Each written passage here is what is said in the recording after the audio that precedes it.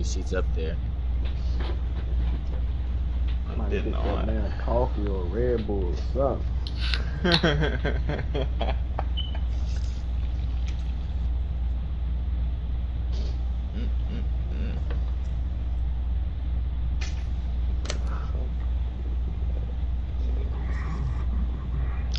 Here, I'll probably leave here like 2:30, so I can go pick up the car, make sure it's got gas. I already canceled my appointment with Lou, so I'm not gonna lie. Wasn't even worth it. I told him at like 12, they'll give him some time to throw somebody else in there, because I know somebody else gonna have that slot. They'll come and pull up on that shit real quick.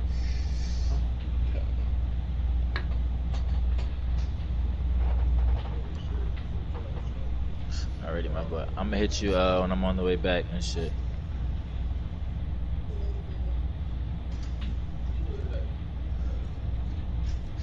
Damn. I gotta work on it.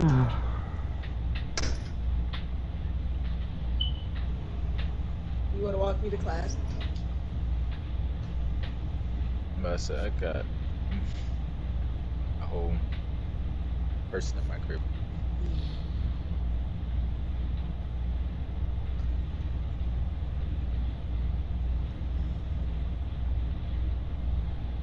I'll try not to leave until you. What time you got a class? You got back to back? Oh yeah, I'll be gone. Can you just wait? I will be gone. Your sister get access. I'm picking up the car at 3 o'clock, making sure it has gas. I am making sure the car is packed. I will see. I just said I will try to wait for you. I'm also trying to hit the road because I got shit to do. North Carolina. And I'm not getting pulled. So I gotta drive chill because it's the middle of the day, early December. I have to take my sister to her friend's house. That's what I've been saying this whole time. The baby shower. It's tomorrow, but she needs to be at her friend's house today. Really said my stomach is on go tonight. Well, this morning. My God.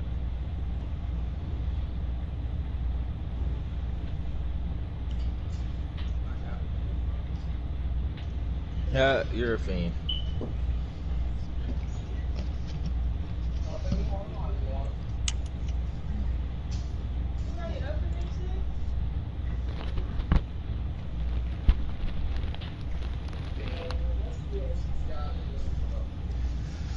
Man, the barbarians could have came up with that shit. Ice on a stick.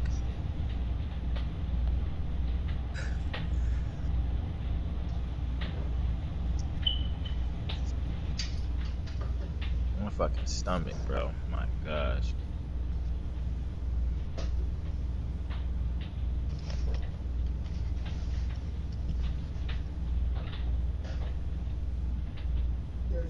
Shoguns, you working? Or you off today? Oh, you must be working, taking calls.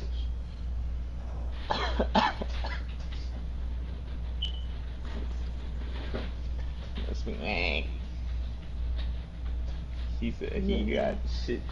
You said you got shit to do. Yeah, you alright, man? My boy Nano, he getting the code. He understands the code. Yeah. Shit, You got a draft to do. You heard. Hell, man. No time spent, no money spent. You know what I mean? Like, damn. Oh shit, are we on a real talk right now? We are. Mm-hmm. I was just about to tell you that. Loki, thank you. No, actually, because you moved it from where I put it. I thought you took it. Check You're the working, windows. Shoguns? Yeah, but I'm on a 30-minute. I didn't even see it. I'm not gonna lie. I put it. Nice. I put it next to. I put it on my. You talking about my dresser? I put it on my nightstand next to us, and then you. I'm trying Nigga, to you handed it to me. of Cali right now. I'm not gonna argue this. I don't know where it is. I'm trying to negotiate Cali's freedom right now. Oh shit. Nope, my dog is staying up. Free falling. about to take Max her is out. in dictator mode right now. You know I'm what about to I'm take saying? her outside and then put her right back in that motherfucker too. I gotta find this thing. Guys out here being bums. Yeah. Let me get Peter online too. Have a good presentation.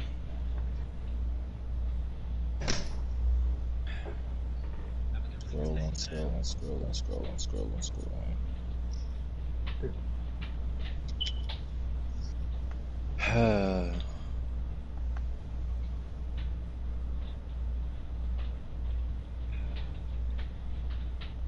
He said, have a good presentation. This is one episode. Why do guys do this to themselves?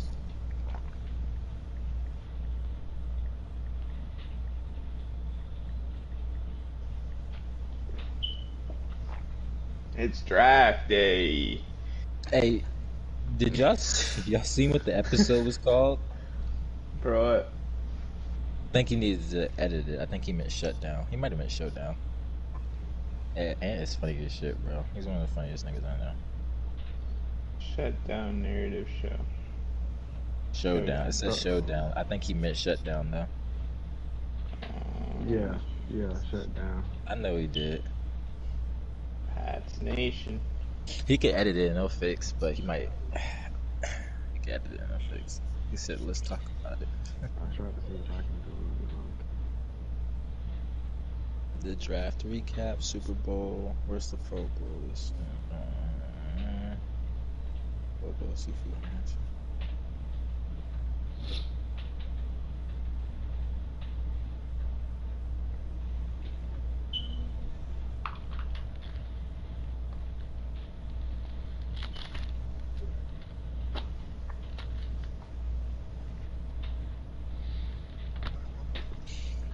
This is year 3, right, fellas? Let me go look. Oh, damn, bro. Nah, we about to go year 4. 4, but this is year 3. We're like finishing up. Yeah. Okay.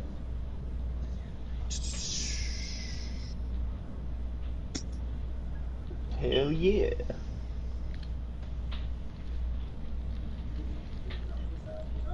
Draft recap. Final 4 and Pro Bowl. This is it. All right. This was pretty easy, actually. Not gonna lie. Why that one attached itself a little bit.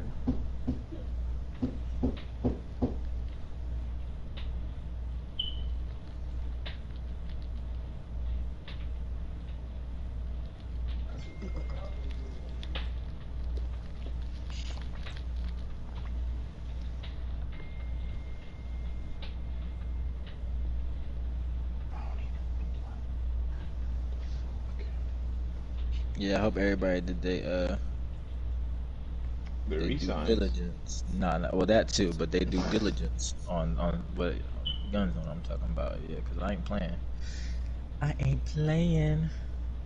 What you ain't playing about, fool? And proofs.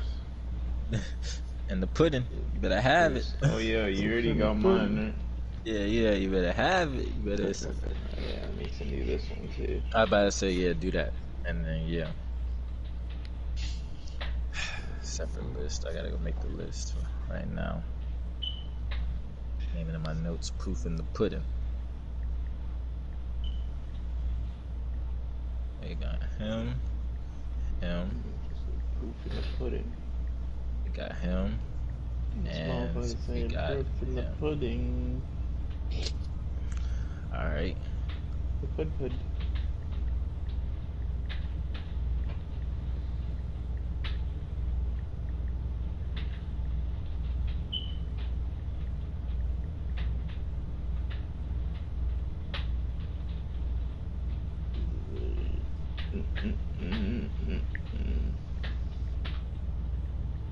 All right, I'm about to go. Be right back.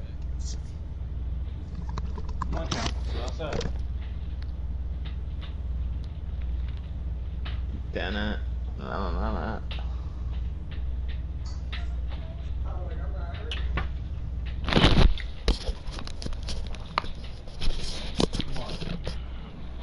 I'm just waiting to see certain names pop up on this bitch before I get into my day and shit. So I'm gonna make y'all live with me in my crib for motherfucking about 10 minutes before we get into some real live conversation, and then I'm gonna just dead this whole shit. I'm gonna boot niggas and replace niggas and keep it pushing. It's just that simple. That's how I'm moving today. And I lost the Super Bowl last night. Man, fuck that. I'm not waking up to shit like this today. I'm trying to tell you. Then niggas texting me and calling me and shit because they know what they really doing, but texting me and calling me, it's the same shit. Then niggas give them attention. This is the problem. This is the problem we deal with. Motherfuckers give niggas these attention when they don't really need to give it to them. I'm addressing that shit too.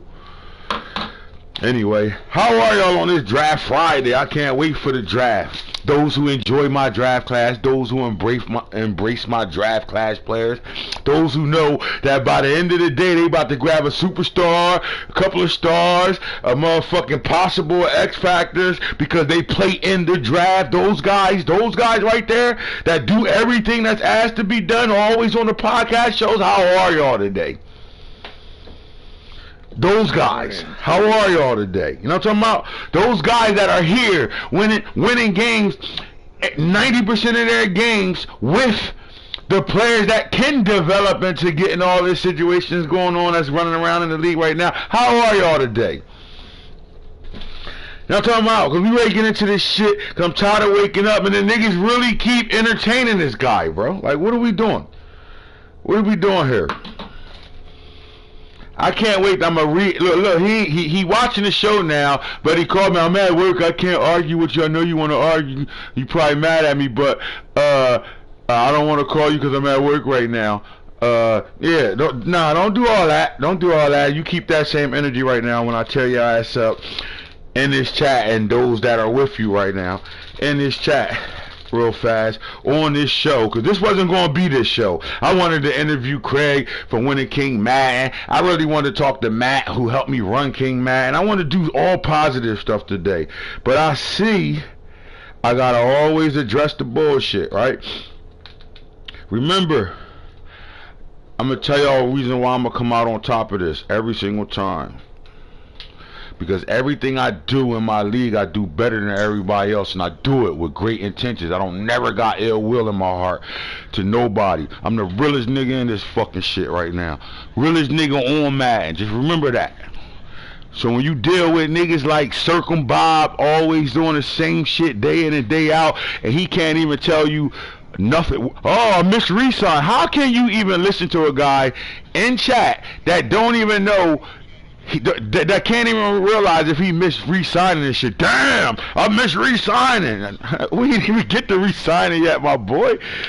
What are we talking about? I think we might be there now. I don't know if hit it because I know he said fuck this staff week. I don't want to sit here and staff week all crazy. So again, I don't know if we there yet or not, but this is the guy that's trying to get attention and shit.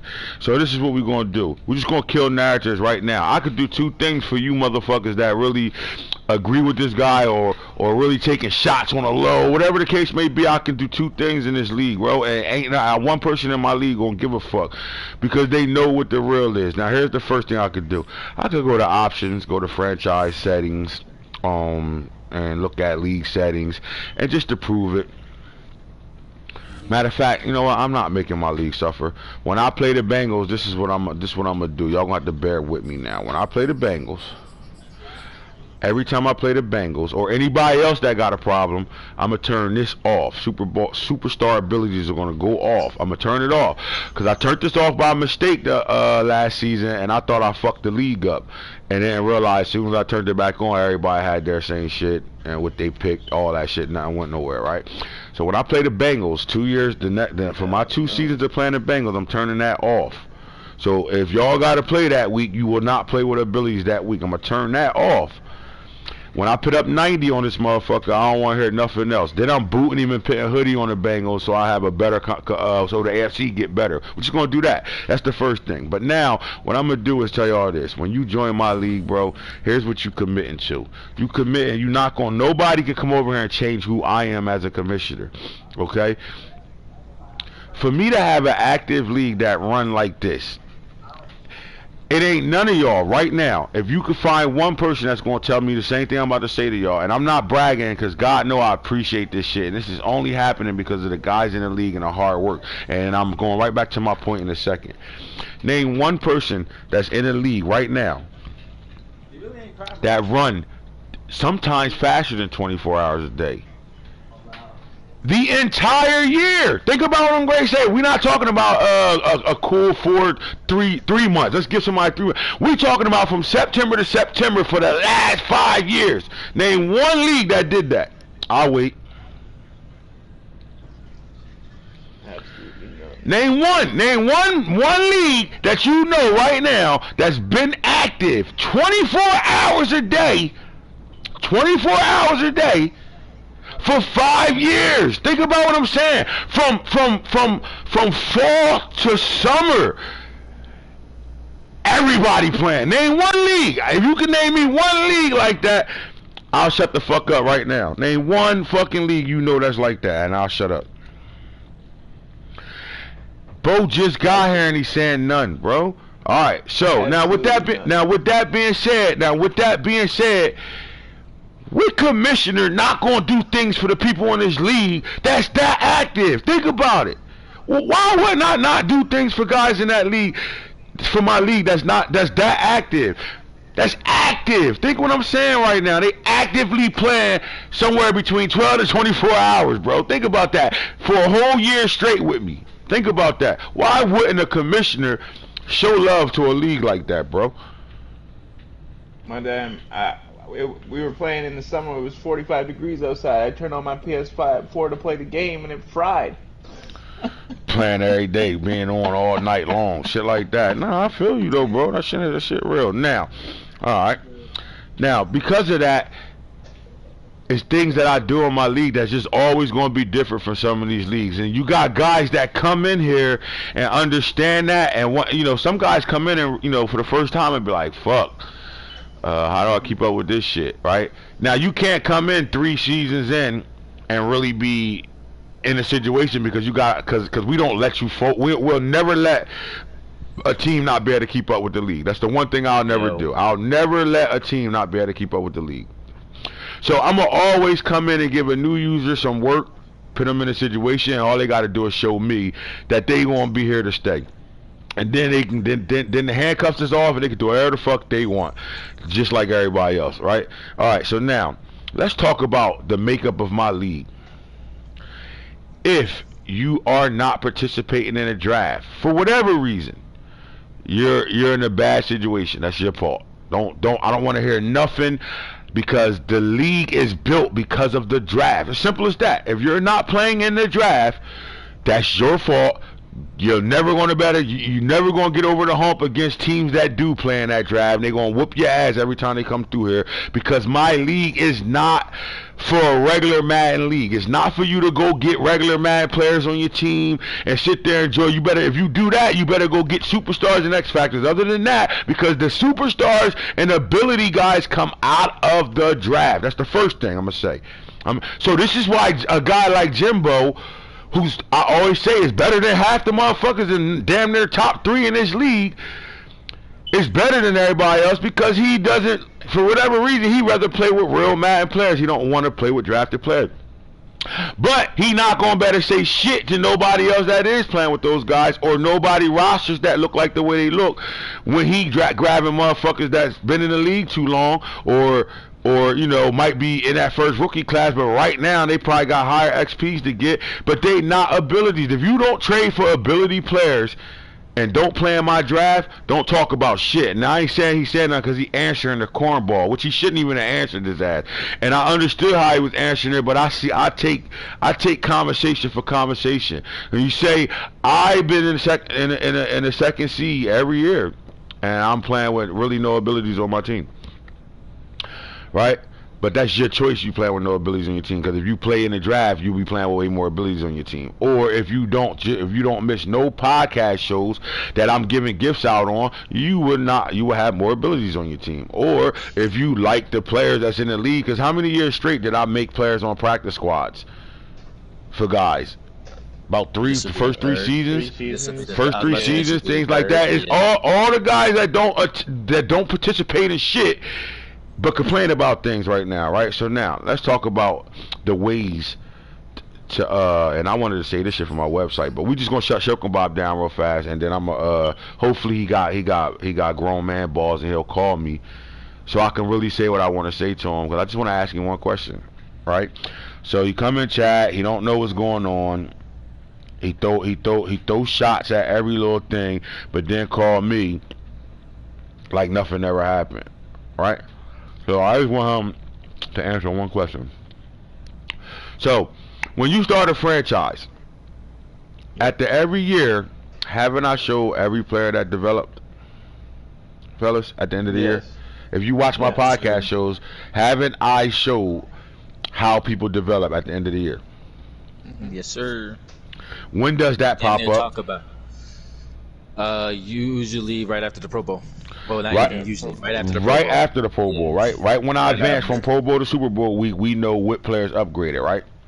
Yes, sir. Have you ever seen a player upgrade for winning an award? No, sir. The awards No. are awards will give you attribute upgrades, not a development upgrade. Right. So yo, did Kai Fo? Nah, nigga, I drafted Kai Fo at X Factor. Remember, I had you know what I'm saying? I drafted him. I didn't have the top 10 pick, but I got him. You went and got a running back. That's your fault, right? So, what I'm saying to you is this. At the end of every year, those who get stats, and guess what? A lot of us, and then this is why Corey would say, yo, man, stop letting people play the computer. Because a lot of people got those stats and people upgrading and shit because we OP played the computer. So I'm going to take you through everything because I'm the realest nigga that's doing this shit right now. I'm going to take you through everything and I'm not going to sugarcoat nothing. I'm going to be real. Yes, playing those computer games really probably developed my team. Why? Because I played long computer games, bro. A nigga don't play me, I'm going to sit here and play. And until like this season, like coming into last season, I never thought, I wasn't looking at it like that because I know how I play the computer. So, but that's getting goals, things like that. So us guys that are getting these computer games for guys like a circle bot that won't play you, you know, the same couple of guys that don't play every year after a certain amount of time. You know what I'm saying? Those situations help guys like me that know how to beat up on, like, just think about it. Even Circle Bob, when he's played the computer, what did he do to it? You know what I'm saying? Guys know how to play the computer. That's why I allowed everybody to do it. It's not like one person can do it, two people can do it. Oh my God, these guys keep playing the computer. It's not, well, it ain't a person in this league that don't get at least 2 to 3 forced wins a season, bro. And if you don't, maybe Rob probably don't, maybe the whole NFC East actually. Hold up, I'm lying. Maybe the whole NFC East. Other than that, a lot of people in the league getting a forced win or two. What nobody like if you played the Browns last year, you had a chance to play the computer, and if you took the 50-50, that's on you. I'm not going to keep explaining to guys how you develop your team. I'm not going to keep doing that shit because there's no work from nobody else. They bitched and get me to tell them everything, and then be like, ah, come on, that's why I ain't doing that shit. But then niggas keep bitching about guys' teams, but they not doing the things. Listen, how can you develop a team faster than anybody else that's in the league that played season 1 if you ain't playing your games? I can go to all the inactive players and you can see the difference between their teams and the guys that are active. All right. So since I'm trying to this narrative, I'm trying to shut these narratives down. Here we go. Now, I'm not. Let me make this clear. I'm responding to Jimbo's response to Circumbob, and I understood that response. But it's always a message in respondings. It's always a message of somebody saying something. You always got to read in between all that shit. Because he really was telling Circumbob, shut the fuck up, nigga. I ain't got no fucking abilities. I'm in here in the second seed, right? But at the same time, he letting everybody know, nigga, I'm kicking ass without all that shit that y'all talking about right now, right? So it's always a message in the message. But at the end of the day, he builds different than anybody else. What other person in my league is saying, nah, bro, I want real players. I don't want to go through your draft classes and do all that shit everybody else is doing. I want real players. Whatever his strategy is, I'm going to keep it 100. When I first saw that last season, in the trade chat, I thought he was throwing a shot because it's like, wait, boy, you know you gotta go through my draft. At some point, you gotta go through my draft class for you to be able to keep up with niggas, bro. Like, you know that. Right? So I'm like, well, what's the angle here? And I was on headset like, this shit I'm talking about, bro. Hope niggas ain't off that bullshit again. And Shogun's hit me like, nah, bro. He know to compete with you in a situation. He's attacking things this way, and I respected that shit. So I understand exactly where he coming from. But a nigga like Circlebot who keep trying to get attention day in and day out, how long y'all think I'm allowed? And it's the crazy shit. What commissioner would have already booted this guy already, right? Because it's not that it's not like he's cause he's retarded. Like, if y'all ever met him, something really wrong with the boy. Like, so it's not like he's how do I say this? It's not like he's going to chat and he really feel this way. He don't, because he called me and tell me he don't feel his way. He's texting me he don't feel his way. He texting me all other shit than what he trying to get y'all attention for. Right? Oh, look at the Super Bowl. Niggas got all acrobat. Why can you complain about something that anybody else can have? Now let's talk about this for a second. Right, I'm on you, Jimbo. I wasn't. I'm on my AntHits shit today, so it might sound like I'm coming at you, but I'm not, cause I like you calmed me down today, but you gave me my conversation today. That's all I wanted. You know what I mean? So I wanted to break down how, you know, the difference of teams and why teams are like that, because we can say this. Bro, I win 90% of my games, bro. I might go a whole month without a loss, my nigga. I'm first seed or second seed every year. Right? And I can be like, well, what you think my team ain't gonna develop? We don't lose. We winning. We getting all our good snap. Right? And then you can be like, well, shit, I'm winning. I'm second seed. I don't got all these abilities and all that. But guess what? Jimbo is not playing a game for a receiver to have 5,000 yards to come in first place. He's not playing that way. That's the difference. That's the difference between the Broncos and the Ravens. Every year the Ravens got somebody in the top something, doing something, ready? Whether because I played 3 computer games and the rest humans, whatever the case is, we have guys winning in stats every year, bro, right? And because of that, those guys are developing every year. I don't think Jimbo maybe played the Packers computer, maybe. I think him and Hillberger was playing the game drop. He might have went back and played it. You know how I can't get this man to play one computer game? And think about what he can do with the team that he's building the way he's building just by playing one of them computer games. If you barely can beat him, you think he can't air the computer? There's only a few guys in this league that hands down can't beat the computer, right? Or don't know how to beat the computer. And it's the flip side. And listen, it's the flip side to playing. See, like, I don't think people think that, yo, Ant just enjoy playing the league. He gonna help his friends out. The problem is everybody in the league are my friends until you show me otherwise. So I'm gonna help everybody out. I'm not just helping the niggas on my chat out, bro. In fact, I don't help them out. Them pussies pay for the shit. No disrespect. They pay for shit they try to do. They deal with my business side of me to get some of the stuff they want done. So I help a lot of y'all out for free. Period. So anybody with those nowadays, man, the niggas that be up around them and shit, oh, them motherfucking chat with him all day long, this and that, they get shit. Nah, they don't get shit at all. They don't get shit. They get what I offer the entire league. I just know 90% of y'all niggas in the league will give me the middle finger and say, I'm not paying you a dime. Fuck you and your packages, right?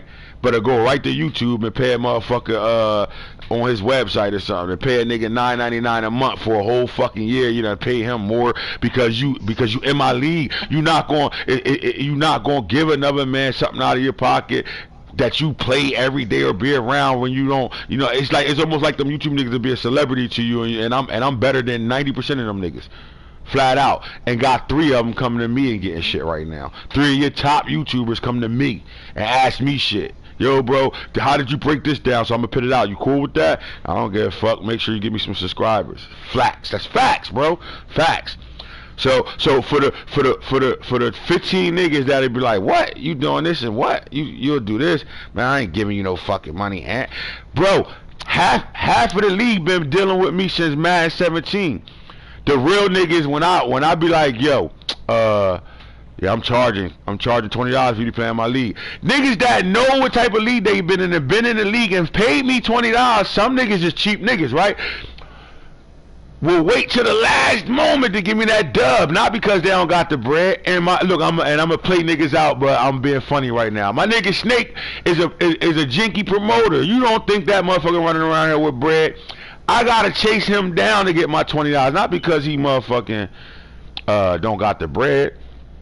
It's just because he don't got the bread to be giving it to me, man. And kiss my ass. You always ask me, but you know what? Your shit sharp enough that I'm gonna do it. But man, you know, I ain't jumping. Like, it's different, you know what I'm saying? Then you got some niggas that just whistle at you. And then you got niggas like, I'm trying to get the #1 pick. I want to pick my team first. Can I pay first, bro? I'll pay extra. Hey, whatever the case may be for niggas to get to what they get to, niggas handle their business in different ways. So I'm telling you, it's all types of shit you can do in my league. Just got to get to it. Every year, I say the same thing. If you want any of my packages, DM me. Simple as that. Simple as that. I offer a lot of shit. I do playbooks. I do sessions. I do cap stimulus packages. I do all types of shit. Why? Because this is my fucking business. This is what I do. This is what I do. I'm on this bitch. Y'all got 24-hour access to me, so I'm going to do what I got to do to continue to do what I got to do. Simple as that. If you fuck with me, you respect that. If you don't, get the fuck out of my league. It's just that simple. Now, back to what I'm saying. A guy like Jimbo at the second seed every year, and your NFC guys can say, the AFC weak, whatever. Nah, real is real, though. This man is only losing to me because I have the better team, and I've not once said that. I'm not ever going to be a consistent person that can just beat Jimbo's ass. I've said this every time I've beaten that man, and the guys that's on the chat is my witness. But I don't care that my team is better than his. It's not my fault my team is better than his. He's taking his own path. Some guys just have that pride about themselves where they want to do things their fucking way, and there's nothing wrong with that. But in a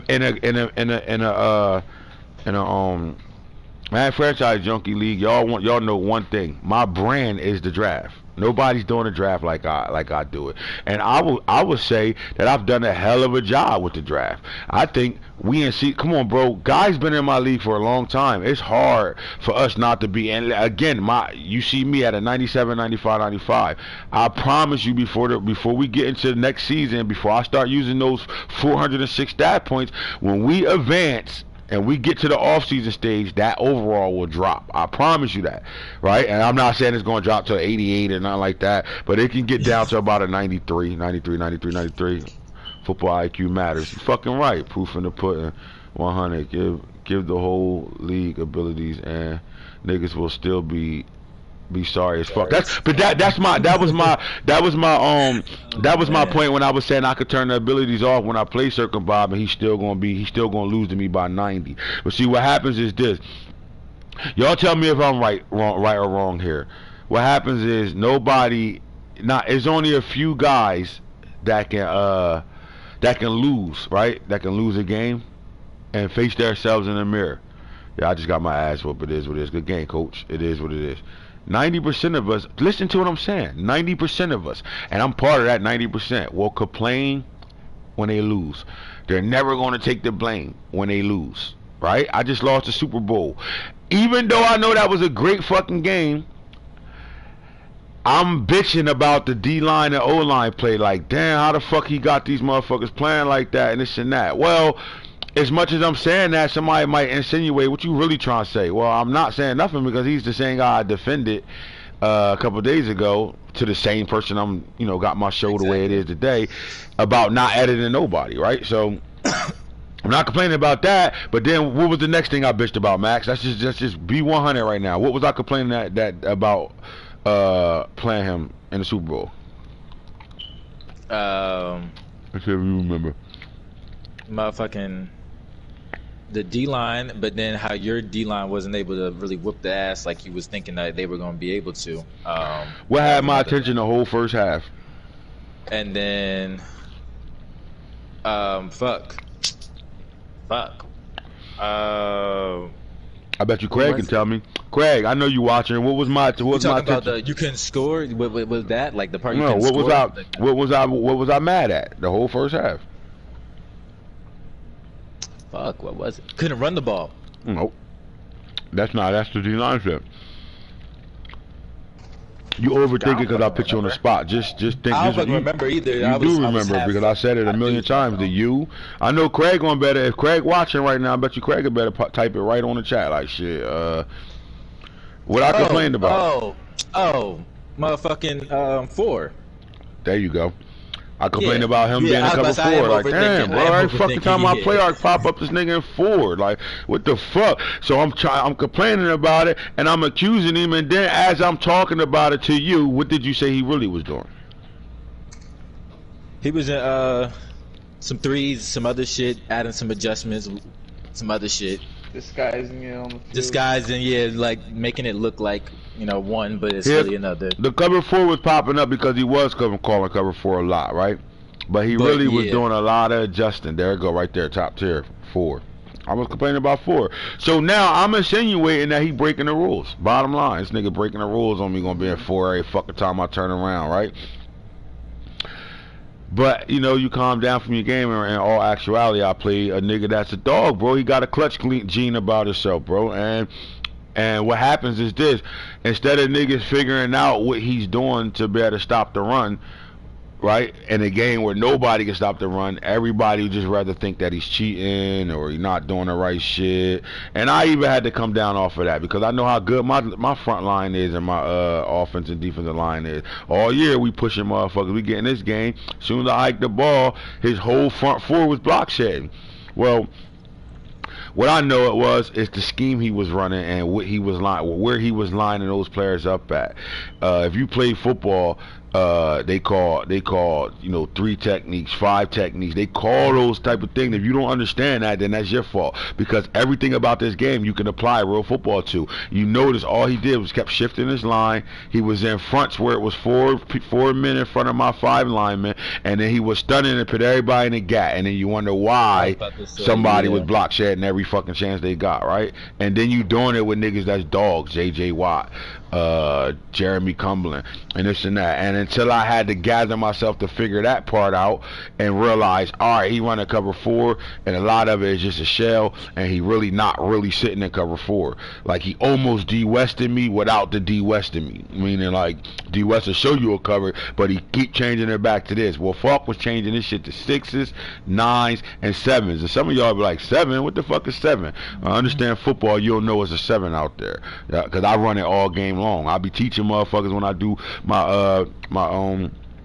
my sessions how to run cover 7, bro, and it's effective. It's why you can feel like you can't throw the ball on me on the field. Like, what the fuck? So, and he knows football, so obviously he either watched me either do it or he went and found it, because you're not gonna find it on Madden. You can't go to YouTube and find that. You got to do real football homework to find that. So anyway, back to what I'm talking about. All right. Now, this is how niggas change their teams around. Watch this. Let me ask y'all this. Y'all been in the league long enough to understand. Am I OP giving out gifts, or you think I'm doing it like I've done it more in other leagues, right? Like Real Draft, I did it like way more than what we doing now. Do you feel like I OP give out gifts, or do you feel like y'all deserve those gifts because of the activity? I think you give when the activity, or when you feel like you might have not even wrong did the league, but had a league at a point where it's like guys could have been a little bit unhappy. So you know what I'm saying? It's like mainly activity, and like you being the commissioner that you are, you want the league to like stay active and everything like that. But like, let's be real here. Like after season 3 last year in Game of Thrones or Real Draft, everybody's team was almost 99. My team's still like a 89. And nobody's team is going to get to that. Nobody's going to get to that. Nobody's going to get to that 99 threshold until about season 5, bro. It's possible. Yeah. It's possible somebody can get that 99, but the problem is this: if you understand this game, you know it's only for that season. At the end of the year, everybody's going to drop anyway, right? And everybody's going to drop at the end of the year. And it's at a certain time when I advance into the real part of the off season, you'll start to see your shit. By the time you get to preseason, you'll have a resetted roster. So guys that don't do the things they supposed to be doing in this league, right? Or they late to the party or whatever like that. They be the guys that talk that if you so good, you don't need abilities. Like he has no identity or idea what he's talking about. He sound like a bitch ass nigga. That's what he sound like. And you still been really harping on the thresholds. Like an 80 overall superstar is nothing. Cause look, I'm tired of saying this, bro. But look, you guys know that though. You guys know that, and the guys that watch the show know that, right? But a guy like him don't know nothing because he don't want to know it. Simple as that, right? And he only played all his games this year because he saw his schedule. He saw, oh shit, I'm playing all guys that don't win ball games right now. Okay, I'm gonna play, and that's that. Got his ass whooped in the playoffs, and then kept it moving. And now you wanna know why a guy ain't upgraded? Oh man, then he go ask Fro thinking he getting some attention there. And he like, nigga, my nigga came out X Factor, and it don't even matter because even though Fo guy came out X Factor, don't ignore the fact that X Factor means something. I'm not never saying no abilities don't mean something. That's not what I'm saying. I'm saying they not effective until they get to an 85 or 90 threshold. Like your quarterback on Superstar really ain't shit yet, right? Your quarterback on Superstar really ain't shit. But if your quarterback is on Superstar and he's a 90 overall, you still ain't shit. Your quarterback at X Factor at 90 overall, you could build the best quarterback in the league. Simple as that. It's that simple, right? So when you looking at players, and I keep talking about these stuff, so I'm not gonna keep going back to this shit. I didn't draft this guy right here. He's an X Factor. I didn't draft him. I traded for him. I traded a guy that drafted the X Factor, and I traded for him and gave him 3 superstars to better get this X Factor. But he's an 84 on paper, and he's really not. He's an 81. So what is he really using right now? He ain't gonna click in. I'm not using him in my top 3, so he can't be a shutdown corner right now. He will use Acrobat. He will use Acrobat, just not at a high level. And he doesn't have a second tier. So what are we really saying right now about this guy, right? All he gonna do is develop faster because he's an X Factor. So he's going to get more XP points than a normal or a star. Simple as that, or a superstar.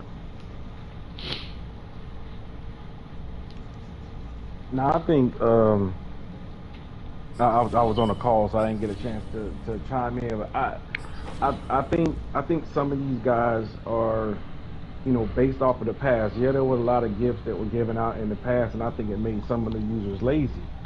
But I think that the gifts that had came out on this disc have been well timed.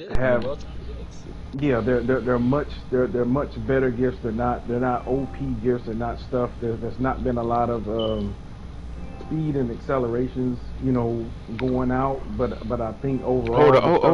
Hold up for a second, Shogun. Circle Bob. I could say this about Lamar, and then I'm gonna tell you like this, bro. I'm not going to continue with your trolling right now because I'm really trying to do something with my league. I don't got time for you right now. I'm not going to continue with your trolling, right? This is your last time. I'm telling you right now, this is your last opportunity fucking with me because you're being fake right now. You could go in. I don't know too many niggas that do anything with Lamar, to be honest with you. All right, so let me ask you this. Anybody on this chat right now in another league right now, and somebody got the Ravens? I got them. No. You're a Ravens fan. Like I'm like just anybody that's in any other leagues with anybody with the Ravens. Because most leagues that I've been in or see or watch, the people that got Lamar ain't doing shit with Lamar at all. Yeah. At all. So you can say whatever you want to say, bro, but like you've been in the league with me when I didn't have the Ravens and still was whooping niggas ass. So what are you saying right now? Like, is this what we gonna do? You did this last year when you was in Falk's division and you couldn't beat him, and all you did was complain, then dick ride T and shit, then be doing lab sessions with T. What I mean by that is, yo, we gonna lab. Let me throw for 600 yards with my receiver and shit, and I'll let you do whatever you want, cause you gonna beat Falk. Like, what are we doing? You're doing the same thing to me. Now you in my division, you can't beat me, and you acting like a fucking girl right now, dog. Circle back, I'll beat you the fuck up in real life, my nigga. Just know that. I just want you to know that. I will beat you the fuck up in real life, because I don't like corny shit that you doing right now. And you got one more time before I boot your stupid ass. That's facts. pussy, because you keep texting me and acting like a bitch in chat, but texting me the straight up different shit. I'll beat you the fuck up in real life, pussy. Fat out. Come around here. Come buy some bud right now. I'll beat you the fuck up on this live right now, pussy. Fucking gay as hell, bro. Stop doing that fake shit, my nigga. Then call me, my nigga. Oh man, and then be in chat on some bullshit and shit. You fag ass nigga. You's a fag ass nigga. That's what you is, bro. For real. But I'ma still address your pussy ass for real. Now he it don't matter if he go to NFC or not, bro. He know what he doing. He not doing this shit, and he getting my attention because you know you always get new niggas that come in. My league guy just won Super Bowl with Lamar, but most leagues they don't do nothing with him. That's what I'm trying to say. Like it's not everybody just can't go play with Lamar Jackson, bro. Like if you think because you got Lamar Jackson you gonna win all your fucking games, go ask Boone what happened when he had Lamar.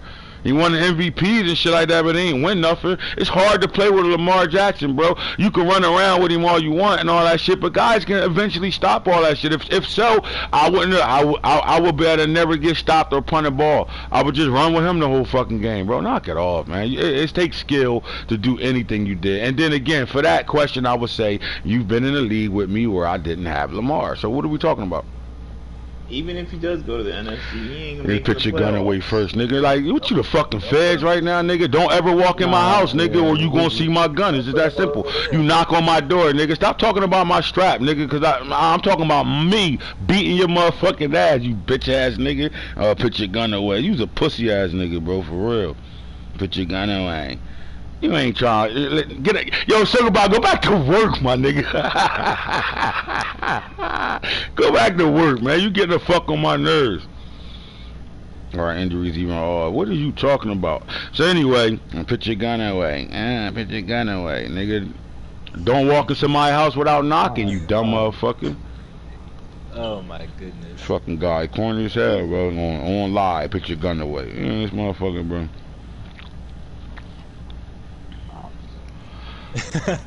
Furthermore, all the narratives should be don't walk in nobody's crib without knocking. That's what I'm gonna say to that. Who does that?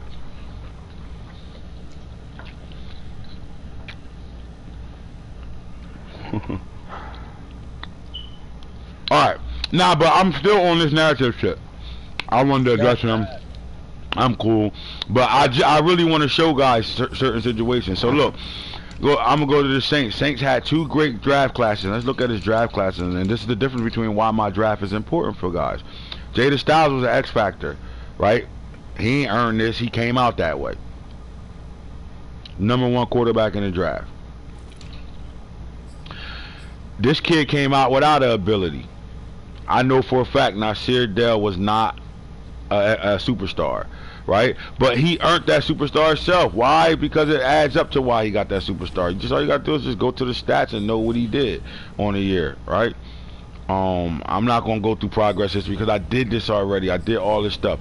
But this is a running back that he got that was probably like a 70-something overall that he made a beast, and now he got a superstar on him.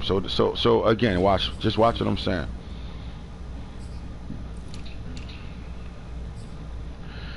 Best receiver in the league his rookie year. Obviously devved up to that X factor. Devved up to a superstar. That's him. But the numbers match for him to be able to do that. And then you got to deal with a guy that gets these things done, and you know, during the season they might get the goals. Everybody get a tandem breakout. You ever watch a receiver tell you this receiver plays so well I want to play like him? Well, if you play like that receiver gonna get 2,500 XP points for expiring you. That's expiring a teammate. That's the first thing. And this happens more than once in the season, but guys don't know this shit. Then that receiver that shit, and they ask him to go out there and get 150 yards, and then for a touchdown bonus, score a touchdown, right? But what guys don't know is you want your third receiver built. You go out there and get that 150 yards and a touchdown with the second receiver, that one that's telling you it's his time to shine, and go do the exact same thing with that third receiver and watch the next message the following week. That third receiver, that Pooh Hanna, that receiver, all of a sudden now he's on breakout message too. That's what the tandems do. But guys don't know that shit. Y'all out here playing, and some of you guys can't go in there and do what you want when you playing the game. You can't play another user and go get that 150 yards with a receiver and shit like that. You can't. You can't do it. Just that simple. You can't do it. Now, what's the difference between Smoochie Wally Wally having a great year this year and not deving up? Well, they don't count DBs. Circle Bob. Pay attention to what I'm ready to say to you right now. But then Shoguns. My brother, I ask you please to bring up the John that tells Madden how to upgrade your players at the end of the year, what players go up, and what they need to do to go up. Well, let me see. There's different ways. There's different ways where you can upgrade players. Let me ask you this: being an interception leader, does that dev your guy up at the end of the year? No. Okay, thank you. So what did Smoochie Wally Wally do? What did Smoochie Wally Wally do to be able to dev up? He had interceptions. He led the league, tied with Kaifo, right? And that's it. The awards don't make you dev up. The interceptions don't make you dev up. What make a player dev up for that position, defensive back position, is two things. And one of them is pass deflections. Now, why Madden would do that, I don't know. That's what they do, though. Pass deflections, you got a ball to upgrade in most categories. Yeah, I would say that too. Nah, it ain't most categories. We got the scale, bro. I just don't feel like digging in my phone right now. That's why I was asking Shoguns, because he just pulled it up. Picks don't identify necessarily. No, the interceptions don't make a DB dev up, bro. It don't make it. They don't count that as stats. They don't count that as a stat. It's the deflections that count as a. That count. Like, why you think Sean Wade went to an X Factor from Superstar? Because he look 2 years in a row. Sean Wade didn't. Marlon Humphreys, Sean Wade didn't go up because they had interceptions. Remember, Marlon Humphreys on their Superstar. But at the end of year one, Marlon Humphreys went to a X Factor and Sean Wade went to a Superstar. They didn't do it because they had interceptions. Let me prove this theory real fast. Oh, can you use a different player? And I'm sure he won't mind. Who? Can you use Kerry Vincent Jr.? Kerry Vincent He got Jr. an end of the year upgrade. Right. All right. I was gonna use my team because that's the nigga that can't beat me bitching about my team, but no, let's go to another player who's not even, who don't even be on that type time, that still got an upgrade. Alright, so ready? When you look at progress history, we saw, I already showed this, development trait increase at the end of the year, Superstar X Factor development. Look up top, it's in yellow. You see it? Why did he go up? Because it wasn't for interceptions this year, right? He didn't lead with interceptions. He only had it 10. wasn't interceptions the reason why he went up. He has 13 pass deflections. It wasn't the interceptions because it's mad corners in the league that got this, or you would have saw Omri go up to a superstar, or Leonore from the 49ers, and everybody. This is a good year in real life, but on the game this is easy because you play a guy like Circle Bob, he throwing you 9 picks anyway, so you get that in one game when you play Circle Bob. But that's 10 interceptions. That's not why he went up. That man ain't go up because of that. He went up because of 13 pass deflections. He didn't go up because of tackles. I can name 5 corners in the league that's better than him in tackles right now. He didn't go up because of that. He went up flat out because of this right here, deflections. And I'm going to post the category joint in the main chat to show y'all how you get the end of the season upgrades. Max Payne. I would say That's good. End of the season trade.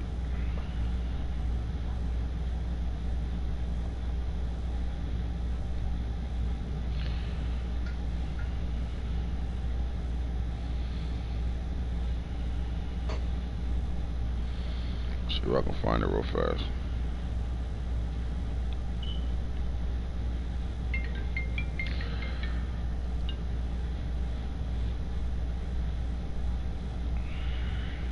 Gridiron notes. Nope, I don't want that. How XP progression and skill points work in Madden. Here we go. Alright, y'all ready for the scale? So we can clean this noise up real fast. Okay, here we go. All right.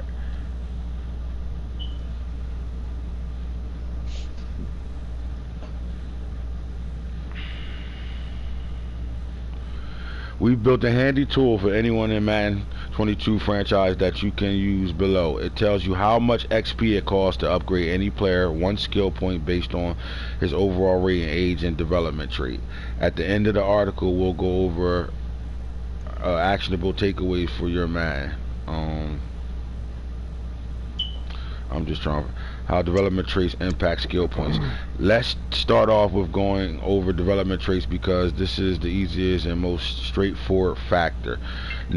Jesus Christ. What's up, Mom? What? Why you keep calling me and hanging up? XP per skill point. Star development players cost 25% less for each skill point, and Superstar and Superstar X Factors cost 50% less for each skill point. This is easier. This ain't the one I'm looking for. I'm looking for the scale. Hold on. 21-year-old. This is based off the age. This ain't the scale I'm looking for.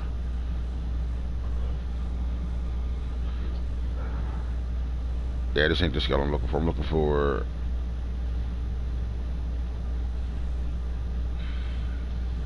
Nah, that's the wrong one. I need...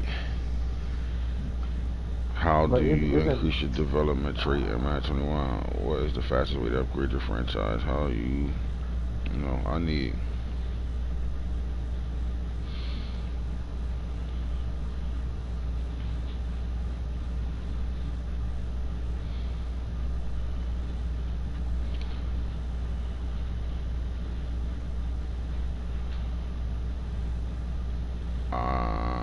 Let's go on update. What's this one?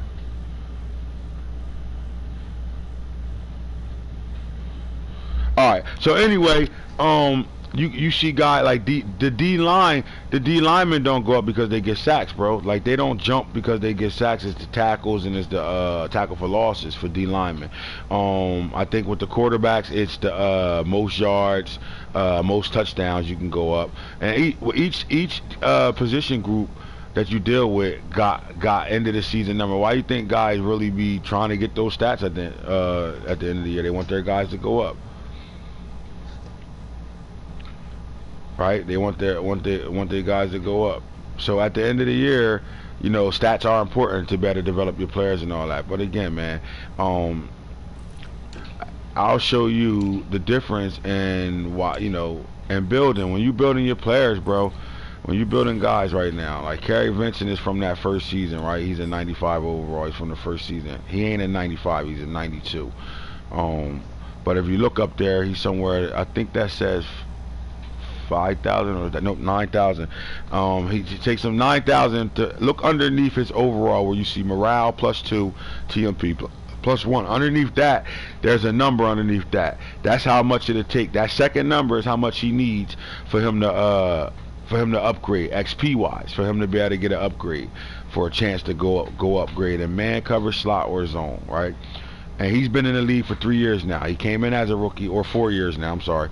He came in as the rookie in 2021, so he's played 21 season, 22, 23.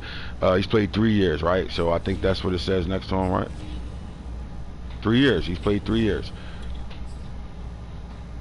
Yeah, season's over. He played 3 years.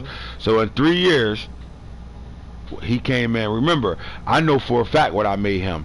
I remember Jimbo said something to me, and I ended up making this guy 81 overall. So think about this. In 3 years, right? Look at the stats. Look at the development. Look at this player. In 3 years, 58 tackles, 2 tackles for loss, 7, 1 tackle for loss in 2021, 5, and right now. And he went from an 81 to a 95 in 3 years. So don't tell me our league, you know what I mean? Don't tell me nothing. These guys are developing, and we're doing it the right way this time around, because really this corner would have been a 99 already at the one season in previous leagues with the XP up high and the way I make guys. But it's not that way right now, right? These guys are developing at a slow pace. Patrick Surtain been on the team since season 1, same player. Only a 94 overall. He's a starter. He plays. He's part of that no-fly zone. So you're going to see him develop. Simple as that. Right? And what he's gonna do, if he got abilities on these guys, he's gonna put the abilities he want on them. But remember, everybody get an opportunity to put their own abilities on from off season to week. What is it? Week 3, the end of week 3, where you could change your own ability. If you got superstars, corners, and you want to put them on acrobat and one step ahead, that's your choice. We never put a rule out there saying you can't. It's only one ability that we call an OP right now, which is the running back ability. If your running back ain't 220 pounds, he has to be a power back to be able to be a freight train back. And that's only if he's an X factor, right? Because these backs get on fire, they fall forward all game long. You can't tackle a person like at all, like if they on fire, right? So we don't want guys putting players, any player that running back to turn up to a superstar, X factor, and they just throw freight train on them and they're 185 pounds and their power running is a 79. We not letting that happen.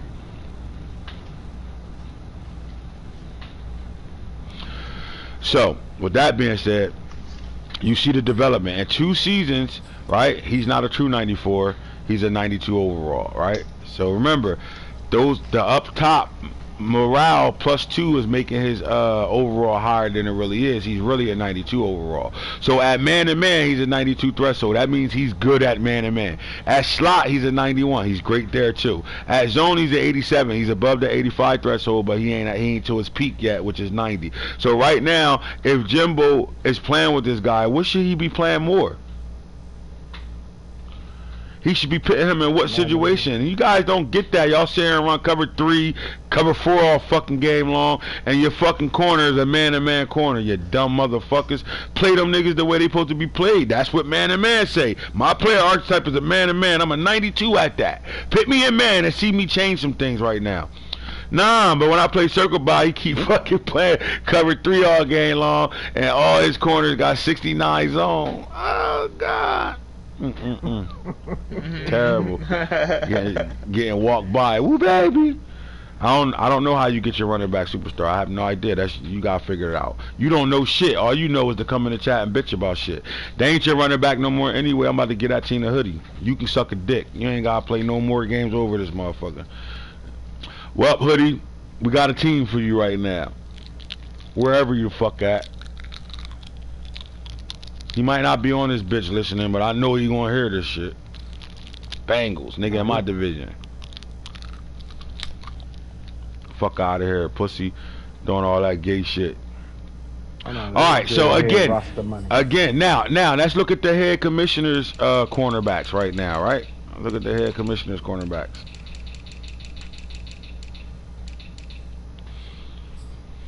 Sean Wade, I don't have a corner on my team that's better than right now. That's OP better than any of Jimbo's corners, do I? Can y'all name one? I have more ability guys on my team, and I'll tell you this: he earned it. Here's why. Watch this. Pay attention, young men. He earned his superstar. He came in the league on a star, first draft class. He earned his shit. Why? What did he do year 1 as a rookie? What did he do? 101 tackles, 5 tackles for loss, 7 sacks, 10. None of that matters. But what does matters is, was it this that did it?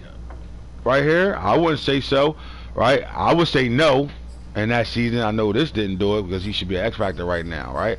But if we going off the deflections, what made this guy develop? Because he developed last year from star to superstar, and I don't remember getting an upgrade with him, and I don't remember using my gift on him at all. So he developed to that, right? So then you go Sturtevant, I used the gift on him. He was a star. I got him from Falky, and I used my gift. When we do podcast shows and I give out a gift, depending on what the gift is, I'll take it. My gift with him was picking a game. When we did the pick a game gift, so I took that gift. I usually don't take the show gifts anymore. Like what I won't do is I won't take the gifts too, like all the time. I'm not saying I don't take them. I won't take them all the time. So like when I said right now, all 3 guys type in all 3 Jones like and comment on it. This wouldn't be a gift I'll give myself. Because I'm running the show, right? I wouldn't give myself that, but I did get this gift from the not the Chiefs the Chiefs game because I lost that bet. I'm talking about the one before that. We had the first one we ever did. I don't know who game it was. Some of y'all might remember, but that's how I got him to a superstar. So, and then I traded Nano 2 superstars to get him. So now I do have the ability, guys, right? And it matters. And this is probably why it's harder when I'm in man-to-man. It's hard to throw the ball on me because they do have abilities on them. So now let's look at Sean Wade. He's a 92-91. He look exactly like Surtain right now, don't he? Have we covered the coaching tree developments yet? Yeah, I did all this stuff, bro. Like, I'm not going. Okay. I'm just no. I'm being a smart ass now. I'm showing player thresholds. I'm showing you the players for a guy like Circlebot, right? That don't do shit. Like, you missed the whole first season and you complaining, right? But I can even show you the theory with him. Watch this. What happens when you play your ball games? You missed the first year. This guy came in the league a star. Not even a star. He might even been a normal. I don't remember AJ Solari because he changed his name. I can't remember what quarterback he was, but I can go back and check it out. Right? But nah, bro. Because what happens is I wouldn't be having this conversation if y'all niggas just check that nigga in the chat, bro. Because what happens is when niggas is throwing up smiley signs and laughing out loud, and a guy like him keep doing the shit he do. It's just that simple. But if y'all don't feel the way that nigga feels, tell him shut the fuck up. Ain't nothing wrong with saying that, because that's what I would do if I felt like it's the league. I fuck with the league and this nigga in the way right now. I would say that. Shut the fuck up and play your games, dog. That's what I would say. Like, bro, nobody want to hear you go on and on for a whole hour waiting for somebody to respond, and it literally takes you an hour before you even get a respond. But that's what you do. So now I'm gonna spend my time addressing this bitch ass nigga because he's a bitch ass nigga at the end of the day. Because you played your games this year, your quarterback a superstar. You earned that, my man, and I definitely think you. I don't know. I know his running back didn't come out on superstar at all. But what did he do to why should he be an X factor? I mean superstar right now. My running back, why he not a superstar? I don't fucking know, Aaron. You answer that question. Did he come in 1, 2, or 3? Or did he even come in the top 5 in anything? You answer that question.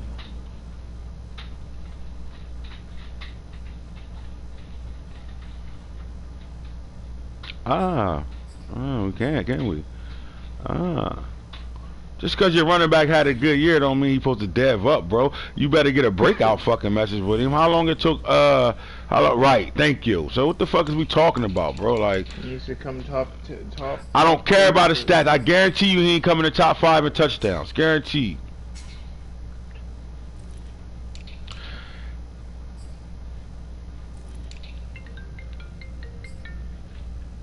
Mom, what's up? That's not enough. What? I'm on my show. What's up? Okay, love.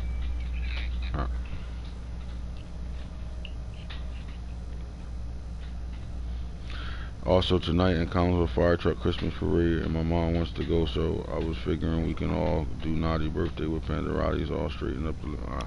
I ain't doing all that shit. 1, 2, 3. What is it? The yards wise, right? Let's go yards. He's got fourth and touchdowns, and he's nowhere near yards. That's not enough. It's not enough. No, Mostert took it.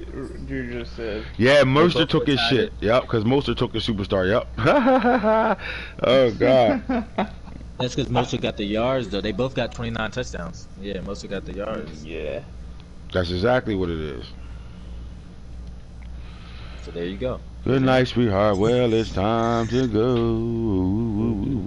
Good night, sweetheart. Well, so I guess it's a conspiracy against you, huh, Circlebot? You want to know why your guys ain't developing? Like it ain't other motherfuckers in here that, you know, that probably had good years with guys and those guys didn't go up at all.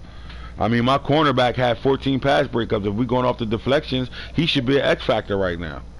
He ain't go up. Jimbo corner went up over my corner, and he ain't have as many pass breakups as I had, and he went up. I don't know. I can't until I can pull the scale back up. I can't give you because I don't know how to say it in Google. I don't know how to make Google look for that exactly, like I did, like I had earlier in the year. Madden 22 development trait spreadsheet. No, I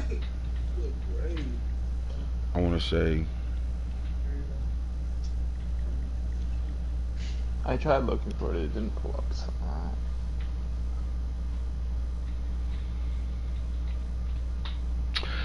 bro, that was back when we was he goofy as hell. That shit haven't been that way since motherfucking 19, 18, and 17. This, bro.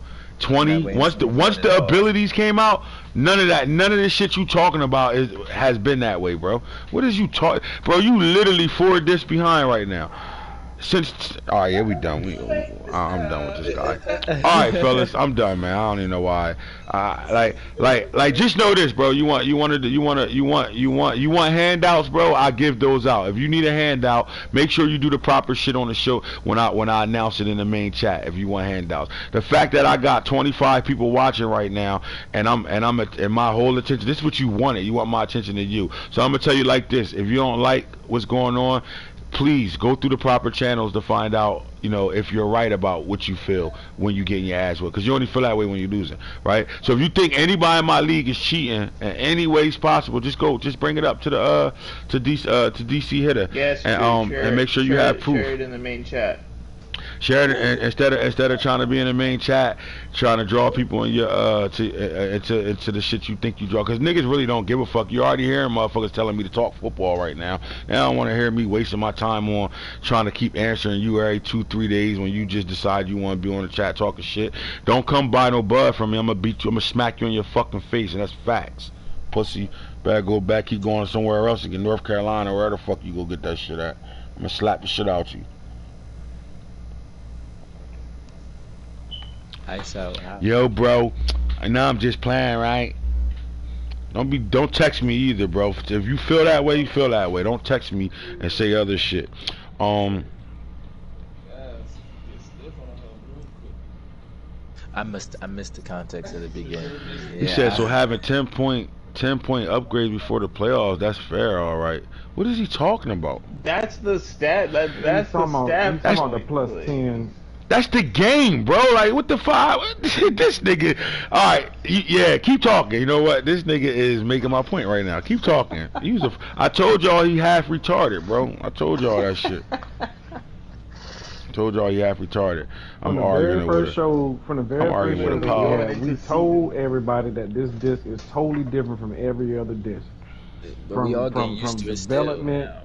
Coach's point. If he's paying attention, he will see the Blizzard games and niggas go to negative shit all game long. Like, he's an idiot, bro. All right, yeah. So let's talk about the off season today.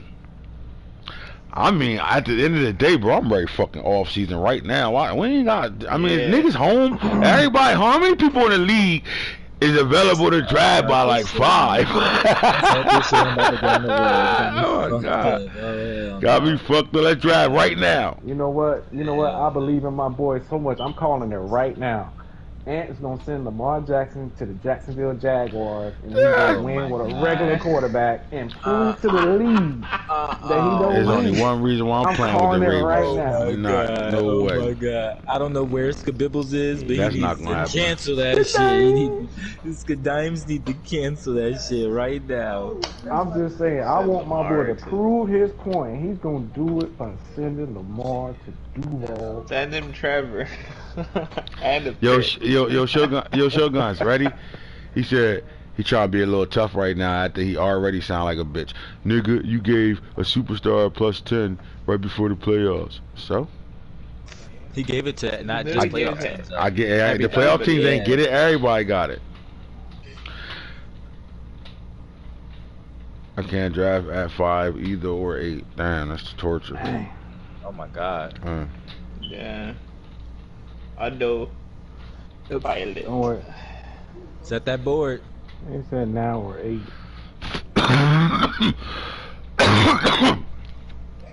No, Snake. You're not a part of this scenario. First of all, ain't nobody getting Mar. It ain't a nigga in the league and make me do something I don't want to do. Think about that. I ain't never been that type of nigga, so. Nobody's getting no fucking Mar. Don't even ask. Don't worry, we'll talk off air, Google. It don't matter. What you screaming right now, that nigga ain't going nowhere. Don't worry about it, y'all. We'll talk off air. God. The superstar he asked could he get, right? That's what I'm saying. That's only he only bitching about it because he didn't get it. Why he didn't get it? Because he didn't do what he had to do to get it. Niggas was up at fucking 2 in the morning with me on that podcast show. The guys that got that, they were up 2 in the morning conversating with me on that show on part 2, bro. Why would I give a nigga that wake up the next day and go back and watch the shit and then think he deserves something? Why would I do that? That's not what it was. It was, if you watch part 1 and participate in the comment section on what I'm talking about, and then catch part 2 and do the exact same thing, that's earning a superstar and a +10. Niggas stayed up to almost 3 o'clock in the morning. Cause I know when you got off, you ain't go right to sleep. So niggas probably had to go to work 2 hours later and was up for that. And did. That's dedication. You fucking right. I'm gonna give him a +10 and motherfucking superstar on a player. And but the smart niggas use it on one. Even an OP +10, no speed, no acceleration, no awareness, no play rec. Like, you gotta get it within your roster. Right, then you had to get it within the right shit because I ain't give it to you on plus no speed, no acceleration, no awareness, no play rec. And then you only can use 2 points at a time on each or whatever you're using it for. So really, you got to use 5 things, and then you get 10 points on 2 points on 5 things. But these things that a guy missed that he mad he ain't get it, so now he bitching about every and anything. That's all it is though. But you don't gotta worry about it. He won't have the Bengals anyway no more. He say one more thing to me, he won't have that fucking Bengals team. I promise you that. I don't got time for a guy like you. And what's gonna happen is the real niggas in the league about to tell you to get to kick rocks every time you post some bullshit anyway. See, Snake. This is the snake part of Snake, so I fuck with you. So he like, yep, I turned into a superstar. I used that superstar. I mean, this is why Falky D-Line went to the way it went. Look, Falk don't be on none unless he want. Only time Falk come on the show is when Falk want to talk about himself in third person. Damn, Falky this. Nobody want to say what's up to Falky today. He was on that superstar and that +10, wasn't he? On both shows. In fact, he took the second one over. He was the fucking host on the second one. I wasn't even the host on that bitch. And went right down there, put that shit on his D tackle, and put the +10 on a different player, and then got in the playoffs and shut everybody that was a running team the fuck down. Simple as that. So you should have watched the show. Watch the show. You mad you ain't, just keep it 100. Ain't you mad you ain't get that though? Be real for one time in your life. Ain't you mad you ain't get that +10? And that superstar? You mad as hell you ain't watched that show, ain't you? The funny thing is he ain't even on all 3 of these ones, liked or comment on all 3 of these ones. Guaranteed. Not gonna get this upgrade either. Alright fellas, let's talk about the continuation. I thought we tried to get to the defensive players in the league, right? Let's talk about expectations. So I'm gonna go back here. Let's see if I can go to by division. Yeah, by division. Let's talk about expectations. All right, so let's go AFC North.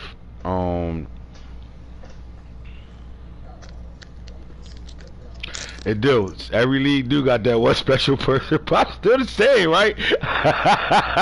And Bob the biggest cheater of all, though. This the nigga, ready? I'm gonna drop the mic on some Falky shit this time around. This the nigga who started in his own league, got removed from his own league, and banned. A lifetime ban from his own league that he started. Because this the nigga that cheats so bad, he went to his cousin's house, who's the commissioner with him, went inside the crib, signed on the game as him, boosted his whole team, and then left. There's nothing else to talk about. So when you're talking about a guy like that, this is what we're talking about. A guy that want to troll. Am I lying? Am I lying? Nigga went to his cousin's house and upgraded his team. Not his cousin's team. He ain't even had the decency to upgrade his cousin's team too. Like, fuck it. Like, none of that. He went in there, upgraded his own team, and then slid the fuck out the back door on these niggas, and then came back and played the game like niggas ain't gonna notice he got all 99s running around. Fuck out of here. This is who we dealing with. This the guy that's commenting right now. Knock it off. All right, so we got a new coach that took over the Browns, man, after Boone left those Browns in shambles. Boone left the Browns in shambles. That league ain't the same without me. That league been running 4 years straight without you. What are you talking about? That league is active right now. What team you got in that league right now, Shoguns? Ravens. Ain't Mike over there too? Yep. Y'all still handing out rings to Super Bowl winners and shit like that? Absolutely. Y'all still got damn near majority 25 and more in y'all league, right? I think every team is full Right now, right? It's still early, but y'all one of the leagues that when you playing in my leagues and we play all year long, you still playing in your league over there too, right? Absolutely. Okay, so he said, man, kick the Browns and add a hitter. No, we're gonna kick the Bengals and add a hitter. Oh yeah, you come over to my division if you want to, motherfucker. We need you in the AFC though.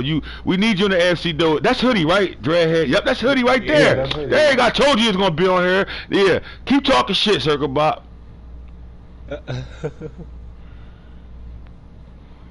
Keep playing with me. Nah, the 0-17 he came late on the. Nah, Hoodie. The Browns was ran by Boom. Boom was Boom. Win, and then when he lose, disappear. But now Boom had the army took him to Africa, bro. He ain't leave yet, but you know after season 2, he kind of like faded to black. I guess he got more things going on right now. I'm not gonna play my boy Boone out though, but you know, Boone talks so much shit, you want to be able to be like, that's what you want to do to Boone. You want to be like, nah, nigga, you was getting your ass whipped, and you fucking stop playing. But what happened was, Boone ain't play, he ain't do the off season this after season 2, or didn't play a game. So the Browns was a computer team the whole year because my cousin Tata was taking them. All right, and then Tata, you know. My cousin Tata was taking the team, and he lost his newborn baby a week later after she was born. So I wasn't gonna get a team to nobody, but then that happened, and you know, tragedy happened and shit. So I don't know. I was all over the place, and in all actuality, I just forgot about you. Really? Oh no, because at that time you were supposed to be taking the Raiders, because Babe Boy from the Raiders wasn't playing, and then you came back and said you ain't want the Raiders because you got them in other leagues, and I already had gave Junior the team. But we got a user over here, so Junior is on this team right now, and I think Junior's in a great situation coming to this Browns team. What you think, Max? Do you think the new coach that has this Browns team is coming into a situation? I definitely think so. I feel like it's got all the not all the keys that he wants, but it's got a good amount of the keys that he wants as a coach, and then the defense and the roster itself is ready to win. Now and he gets first overall pick in each round too. Yeah, so and that he gonna be straight. But when you talk about this Browns team, he coming into a situation right now, bro. Like, I mean, if I came into somebody's league and I was, and I'm like, all right, give me the Browns, and you see 0-17, you're like, oh shit, I got work to do, right? That's not the case at all, because see, the Browns had one of the best teams on the game already, and we only in season 3 right now, and the Browns were one of the better teams on the game already, right? And then that's not like act like Boone ain't do a hell of a job in the draft before he left, right? So now he didn't draft the second draft, right? And that gave them a situation where Braden stands. So I would ask Junior, what is he going to do?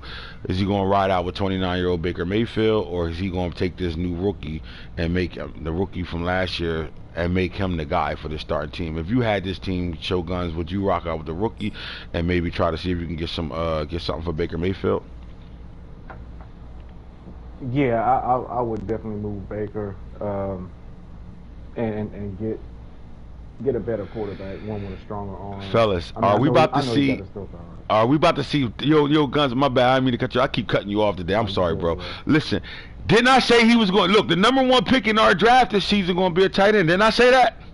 All I needed is he just said it. All I needed is a tight end. Let's go. He can't get the fastest tight end in the draft. Oh my God, I'm about to deal with that shit. And you know what he do with tight ends? We were just talking about the nigga lost. What's that tight end for the Bills that we was talking about as the top 5 tight end last year? He was part of that reason. Oh my God! If everyone plays their games in that North, that division gonna be tough. Yeah. I agree. All right, so Junior, is Braden? Can we get the exclusive right now? Is Braden Stanton going to be your new quarterback over here, Baker Mayfield? Or are you going to let them battle it out in training camp to find out who's the guy?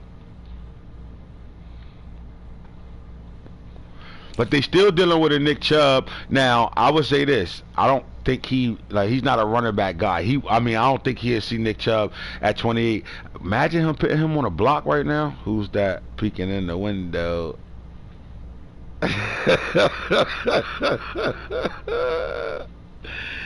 Oh my God, who's that peeking in the window? Nobody now. Hey yo, is Nick Chubb on the block? That's what we want to know. You don't want to let the Bucks get Chubb.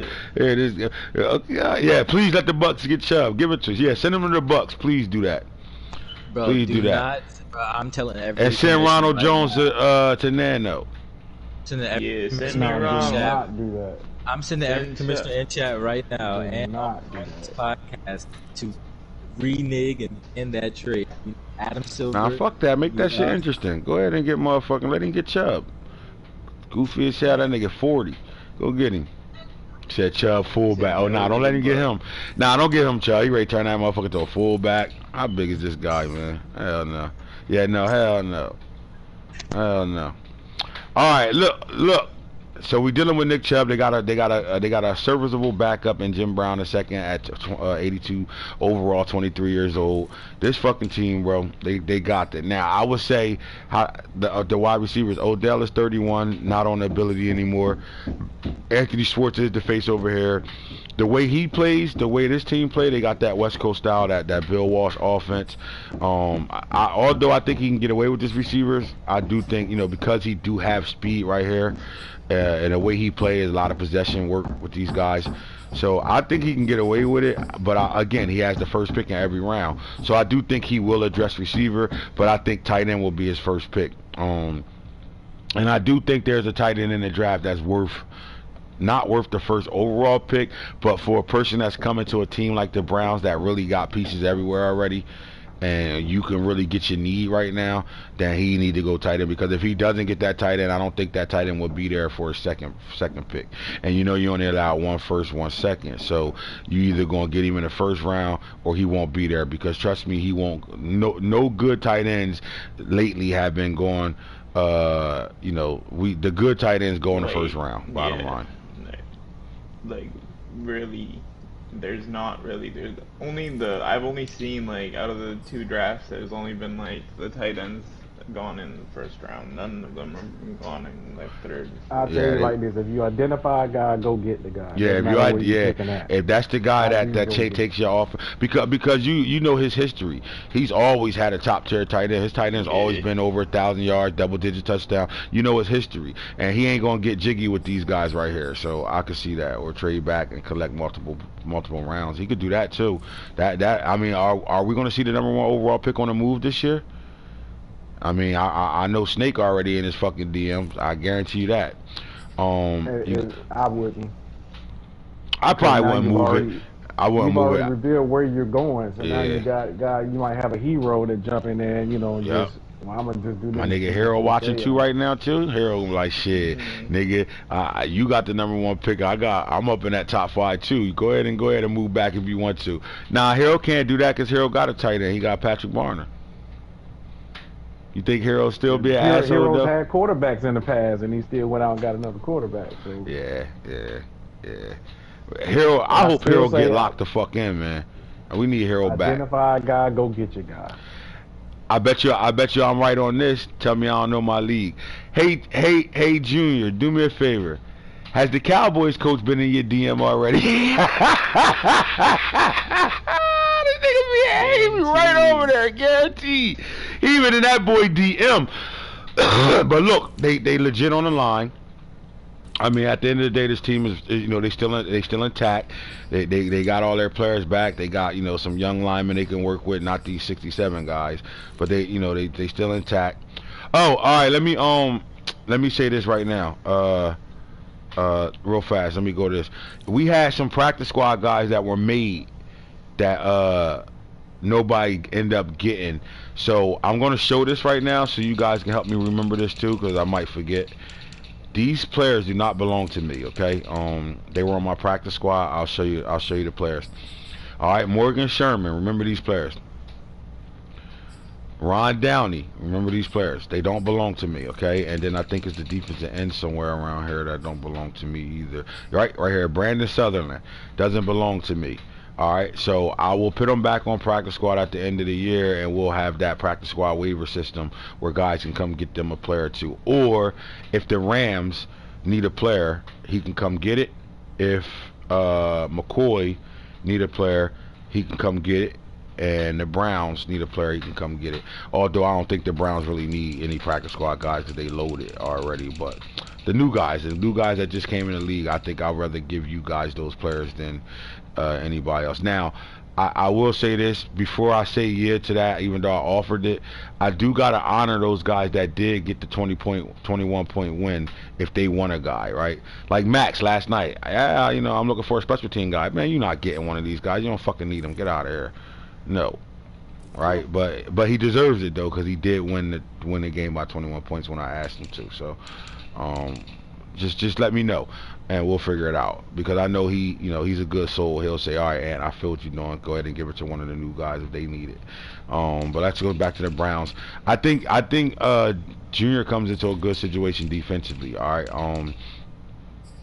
I think they're too deep at the line of scrimmage. You got Clowney, 31. He can mentor Marquise Tillman, right? They drafted a superstar sitting right here that, can replace a Clowney at the end of the day. Same type of body, same build, same type of player.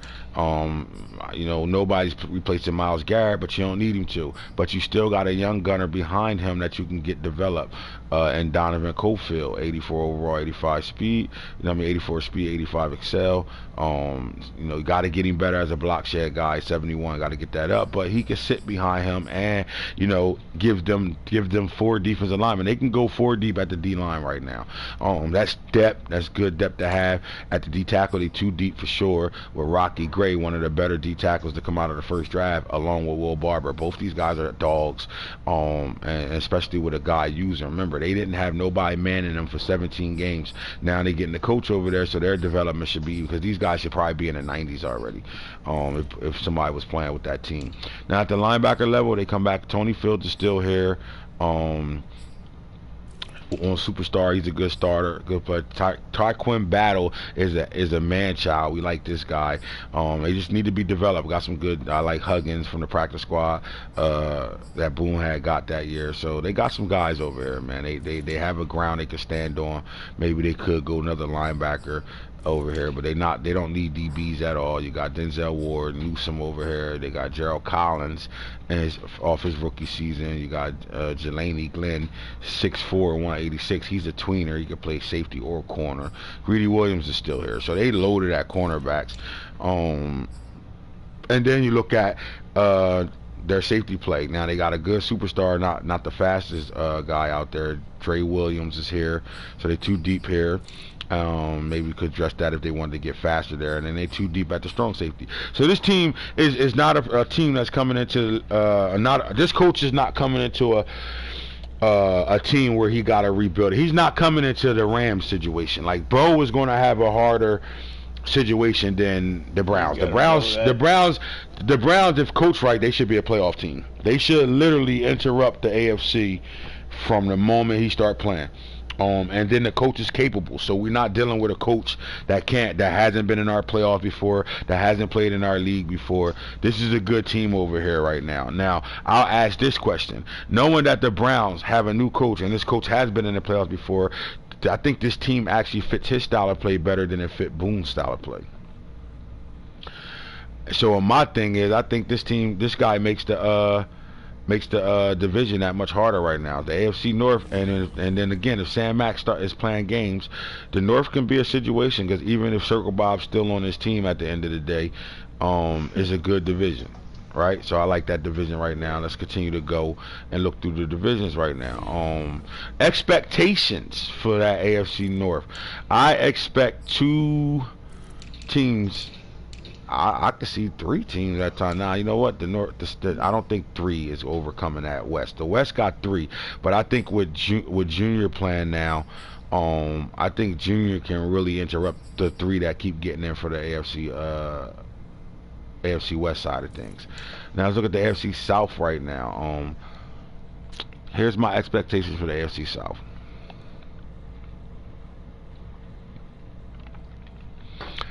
I expect these two teams right here to really step their games up. I expect y'all to really get his team a run for their money this year. I'm not, this is no shot at Shoguns, he's my guy, but Mike and Los. And I won't say Mark because Mark is in Germany, so he doesn't really play as much, but he's been a loyal member in my league that will never go anywhere. So again, I always tell y'all, if I had 31 marks, I would still have a fun league. But Los, it's time to motherfucking step it up. Mike, it's time to step it up. You guys cannot let him dominate y'all year in and year out right now. This shit is like, this starting to get old. And what I'm saying to y'all is, I'm telling y'all need to step up because y'all both capable of stepping up. All right, y'all both understand the system. Y'all understand how to build. Y'all understand what to do. I would say, if I'm Los, let's start with Los first. And Los my guy. He don't fuck with me no more, but he my guy still. So I'm never going never gonna look out for my guys, right? That's my guy. He my guy. He remind me of Mark at times and shit. Although I put a sour taste in his mouth from season 1 with that Steelers game. But we'll go look at the Titans team and motherfucking see what he doing and what direction he gonna go. I will say this. I think is obviously Travis Charleston is his quarterback now. You got to ride out with him. He drafted him in the first draft, and you got to give him a shot. I played him this year, and it was a hell of a game at first, and it got ugly late. But this was a hell of a ball game, and he was going toe-to-toe with me with this team. I want to say 30-year-old Derrick Henry, it's time to replace him. Flat out time to replace Derrick Henry. Now, I don't know how to... Hey, Guns. Yo, where the fuck Guns go? He still here? I don't know. I think he on a call. He probably on a call right now. All right. Yeah. Well, Nano, let me ask you this: is it time to replace Derrick Henry, or is it time to really? Because I think his window is over with Derrick Henry now. He's 30 years old. I don't think the Titans will be a 4th place team in this division or a 3rd place team in this division if he ran Derrick Henry 30 times a game. You don't pick the Titans and don't play their style of football with a Derrick Henry, or you should have traded him and started rebuilding it in your image if you wasn't going to use Derrick Henry the way Derrick Henry should be used. Now, he did a good job with Derrick Henry, but he should have been great in this league, bro. He should have been up there with the rushers, with other rushers in this league. Like, I mean, his 16-36 24 touchdowns he won. That was a good season. This is another good season. Last year he kind of fell off a little bit. Yeah, I think it's time. Now there's really no trade value for him unless guys are smart enough to say yes it is. At fullback it is. Or what he could do, I'd probably replace him, but I'd keep him on the roster. And definitely let him mentor. Position. So then, how important is a running back over here for him? Can this guy be the next back for him, Darrington Evans, or does he need to go get a running back? I mean, I don't know. Like, the thing is that Darrington Evans, he's a good speed back, but he's literally he needs to be developed. He needs to be developed a little bit more, right? And I don't think that he's gonna run him enough to be able to maybe get that breakout message or get him in the top 3 or 5 or whatever it is for him to get a. You ain't had your coffee yet this morning? No, I did.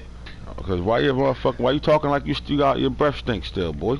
He don't develop Derrick Henry. But yeah, so I think he should probably. I think he would. If he's smart, I would go attack that in the draft or maybe trade for one. I know I've been saying it all season. I got J.K. Dobbins on the block. Remember, he did that move last year with your J.K. Dobbins. I don't think. Yeah. He ain't gonna fuck with you though, at all. He just not. But that wouldn't be a bad situation. I mean, J.K. I wouldn't. Well, you have to know the guy, and what I do know is he values his draft picks. He really ain't trying to come up off of a draft pick, right? So if he ain't trying to come up off a draft pick, I don't see him seeing that. So obviously he would have to play through the draft, right? So instead of grabbing a wide receiver in corner every year with your top 10 pick, you need to draft what you need, and that's what it comes down to. Let's look at his team and see what he needs. There's a need at running back. Derrick Henry is getting up there in age, but there's not a first round need at running back over here. Because you can still get away with Derrick Henry. He hasn't dropped in anything. He's still got all arrows pointing up.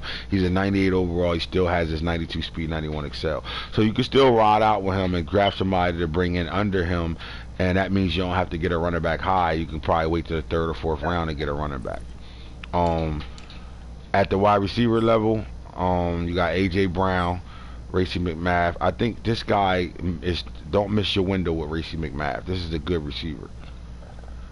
So you can't miss your window with this kid. He did a really good job with Rashard Miles. We saw him in the top award race. He got good receivers over here. I don't think he needs to spend his attention nowhere else. Like, I don't think he got to draft a receiver. So let's get that. Please get that out of your head if that's something you're thinking about. You don't need a receiver right now. Not at least not at pick 1 or 2. Your first round pick at 9 and your second round pick at 9. You don't need a receiver or a running back. So we're gonna look at tight ends. He did draft a tight end in the first draft. I think you got to stay with him. He's the superstar. Stay with that guy. And let's look at the line. Taylor Lewan is 33, 82 overall. This is where the help is going to have to happen right here. Eric Fisher, 33 years old, 75 overall. Now we seeing where he need to go at. Mitch Morris, 32 at center. Here we go. And then Nate Davis, 27. Ain't even the first. He need to go first and second round pick offensive line. But guess what? That's not the sexy pick. And this is what guys fall into the problems at. Because, you know, if you got a top 10 pick, you want something special that's the sexy picks. You're not gonna go get that best offensive lineman in both those rounds. Like you get a first round lineman at 9. That means you're getting yourself a superstar. And you could probably get it in the second round at 9 as well. Now you addressed your line situation. You got 2 out of 3 replacements right now already on this line, right? They got a good DN. I like Paul Blue. He's pretty solid from last draft. Jeffrey Simmons is the dog, so you don't got to really attack this position at all yet. You can probably, get a little stronger there. Sheldon Carmichael, solid. Mike Saunders, he got pretty good D tackles right now that just need to be developed.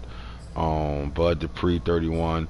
We could probably get better at linebacker. So if you want a sexy pick and you don't want to go big boy and get lineman with your first and second round pick, maybe you can go linebacker at 9 right here at left outside linebacker. You could use some help there. Evans, Monty Rice. Yeah, I think you can use a lot of help at linebacker. He's starting to miss his window with Sam Jackson. This wasn't a bad linebacker right here. But if you don't get him developed, you're gonna miss your window with him. So you can get better at linebacker for sure. Harold Landry here, 28 years old.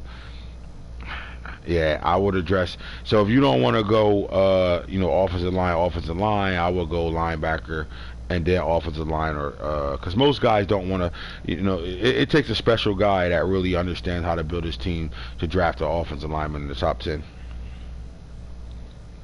Have we ever seen one go in the top 10? I know we have. The Lions would do it in a heartbeat. But most guys ain't trying to draft a lineman in the top 10 for whatever reason. Guys don't, they don't value that. And then when they're fucking offensive line getting their ass kicked by these defensive linemen all game long because they just not better than them, and then you understand why. Go get your offensive lineman with the 9th overall pick, and if you don't do that, go linebacker.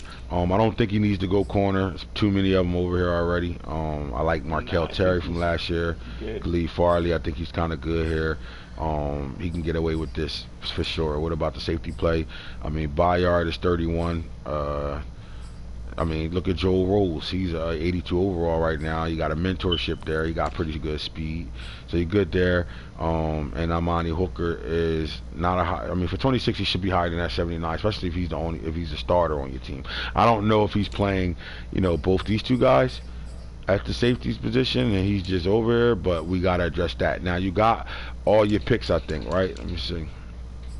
If he wants a sexy pick, I'm either going linebacker or safety.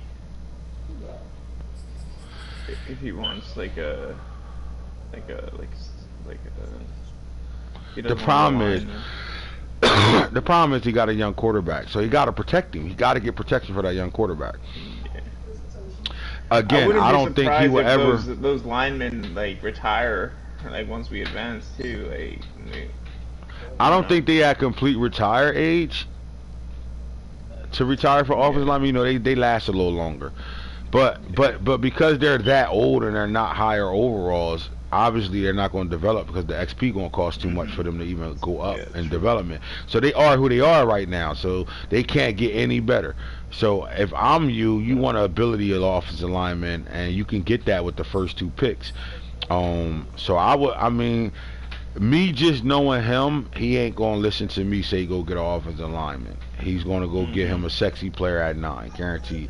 But if you are gonna go get a sexy player, please get a linebacker, because that's probably where you need it the most at. But they in a good situation. They got the 9th pick in every round, so they're in a great situation right now. But the Titans gotta get developed over here, man. So where he loses that is because he's not winning enough games to really develop his team on a higher note. I don't know how many staff points he got, but we do got green arrows up at the spots where everybody that's using their staff points got him up at. So you know, his thing is a development issue.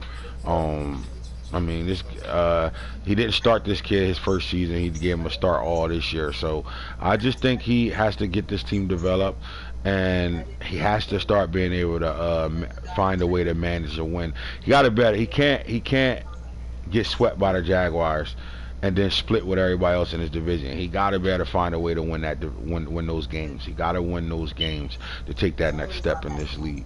For sure. And then the Colts, you know, I don't gotta go all the way to the Colts roster, because the one thing Mike know how to do is build a team. Mike just gotta get better game field play. Like, he just gotta get on the field and get better. Simple as that. Like, you gotta better understand play calling and things that you need to do to better take this to the next level, because if there's anybody in this division that should be pushing shoguns right now, it's Mike.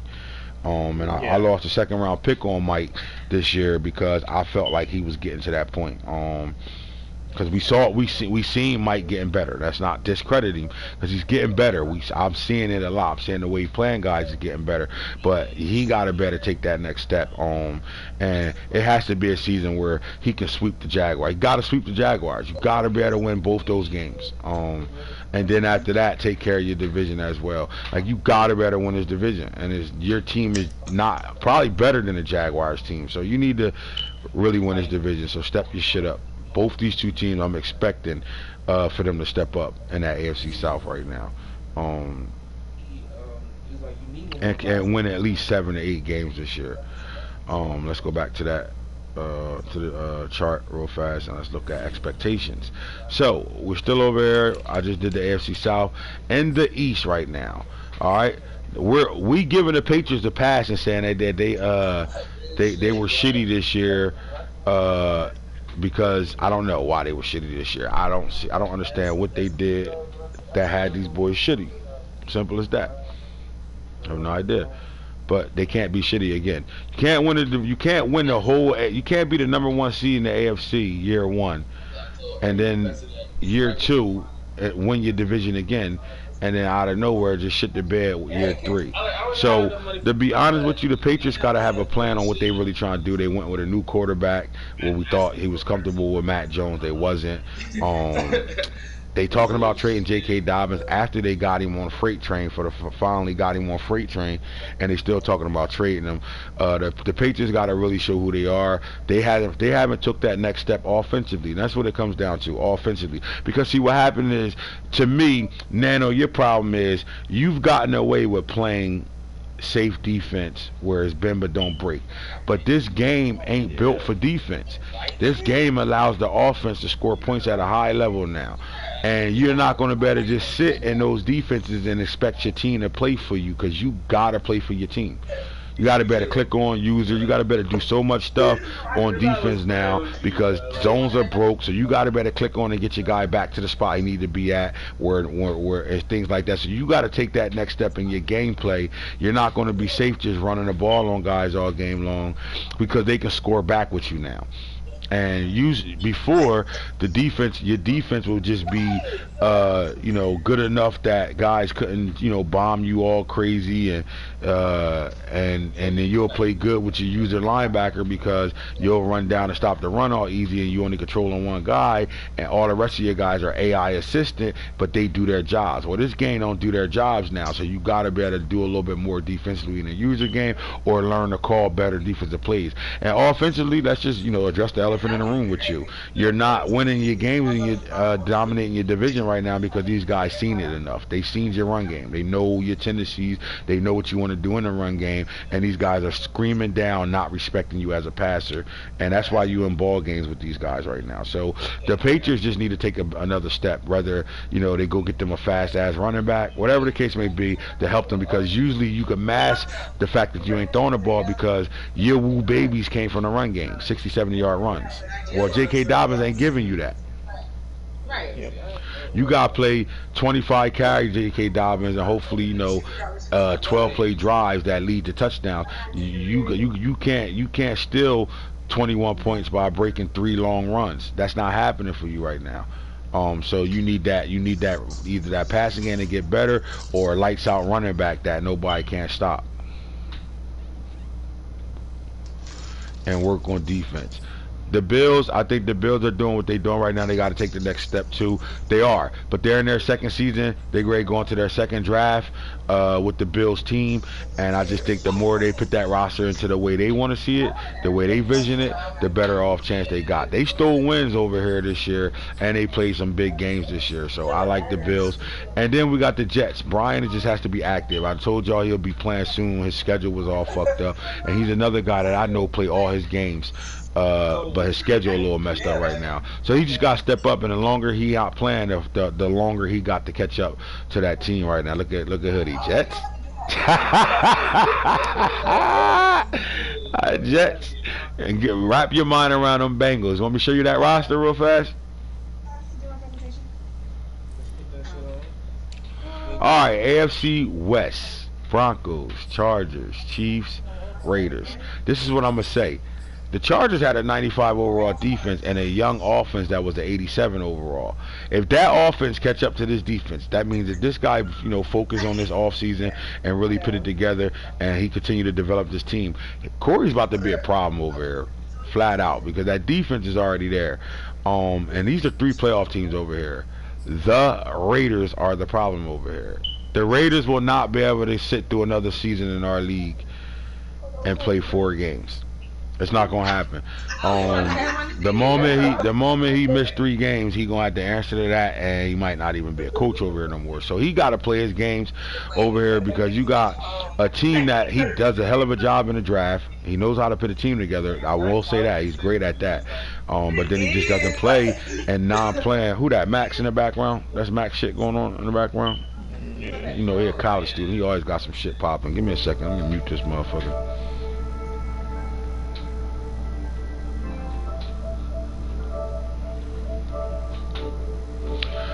Alright, so the Raiders bottom line got to step up and play his game, because he almost lost his team to Hoodie if Hoodie wanted to take that Raiders team, but he playing with him in 1,000 leagues right now. So, but the Raiders got to play, bottom line.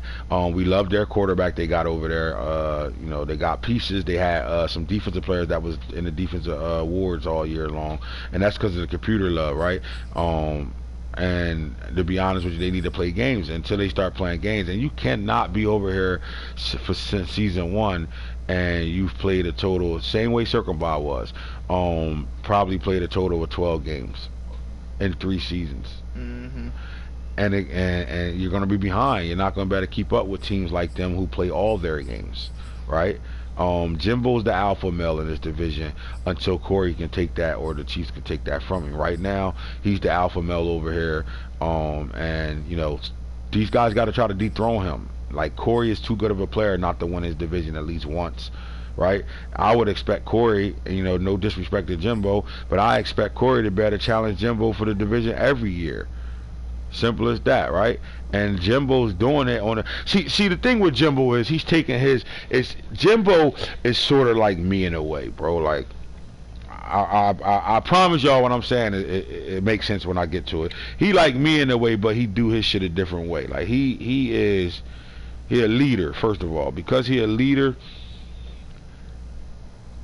following ain't in his blood. And what I mean by that, I'm not calling nobody a follower at all. But like he, you know, some guys just like to do things their way. It's almost like by any means necessary, as long as it's my way. You know what I'm saying? So his path to doing things is a little different. And it slights him a little bit. And this is why I think Corey should be able to catch him, because Corey is doing it the way of the league. You know what I'm saying? The way that this league is built off of your draft class, off of trading for players and things like that. They both going at it in different ways. But I think Jimbo's way, when he get to when he get the finished product of what he's doing, he'll play in three Super Bowls, and I can guarantee that. Until he gets to that way, he gonna have to take his lumps for right now, right? And the Chargers can give him those lumps right now. But Corey gotta get his shit together and really be back into having fun Corey mode, like loving the league and really playing for something. If Corey ain't putting paragraphs in a chat after a win or after a loss, he not having fun right now. We started to see it a little bit when he won against the Dolphins last year, and he told the Dolphins, "Damn, it sucks when you don't play your game." Right? So, but I like this division. So we say the NFC East is the best division of football, and I would say, you know, this division might be the second best. I don't think it's hard to argue with me with this division second best. I like the AFC North now, and if all 4 teams play, we got a good division over there. But because Junior is a good boom replacement, trust what I'm telling y'all. But this is the second best division of football right now. And then I think J-Dub can play, right? But J-Dub he's the young Onk. Y'all know how Onk was, right? Here, reach out to you, you don't respond, pew, you don't catch you no more. He got to play his games. Now, he got his own league. I know he got shit going on over there, but you got 2 guys that help you run that league over there where you could be able to play consistently in my league right now. Consistent 3 teams in playoffs first 3 seasons. Right, so let me ask you this, Jimbo. Would you say the AFC West could be better than the NFC East? I mean, shit, 3 guys in the playoffs, or are they saying that the NFC is better than the AFC as a whole? So even though they're not getting 3 people in the playoffs, they still a better division.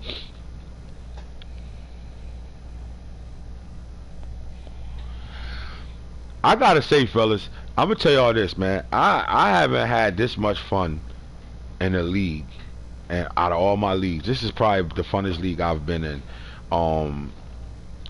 Honestly, it's the NFC East better. They got 4 active users exactly. I don't know if some of y'all, some of you guys that have been around since I first started running the league. Like, I'm saying this is the best league we've ever had overall, bro. Like, I love the way things is done in this league, and I love the people that are in this league. We have a good group of people right now in the league, bro. All 31 of y'all. We have a good group of people. Because as much as I'm talking shit to Circle Bob's my friend. All right, so as much as I'm talking shit to him, and I still boot him, and he's still my friend, because I do kind of, you on thin ice with me. But RDL last year was chipping. I ain't gonna lie, but I like this one better, bro. You know why I like this one better? Because this one is really, I know me and Falk has played in the last 2 Super Bowls. I get it, and if y'all let us get to a 3rd one, then we might gotta look at some of the shit Circle Bob saying, like damn, right? But I know we're in those games, right? I know I'm in that game every year right now, because the one person that can beat me right now, and I'm just saying, that's ready to beat me right now, his team it can't stop me from doing the overpowering shit to him, like running the ball right at him all game long, right? And you saw the difference in the Super Bowl. I couldn't run at Falk like that. I couldn't just dominate him through the run game. I had to make Lamar a passer to even get back into that ball game.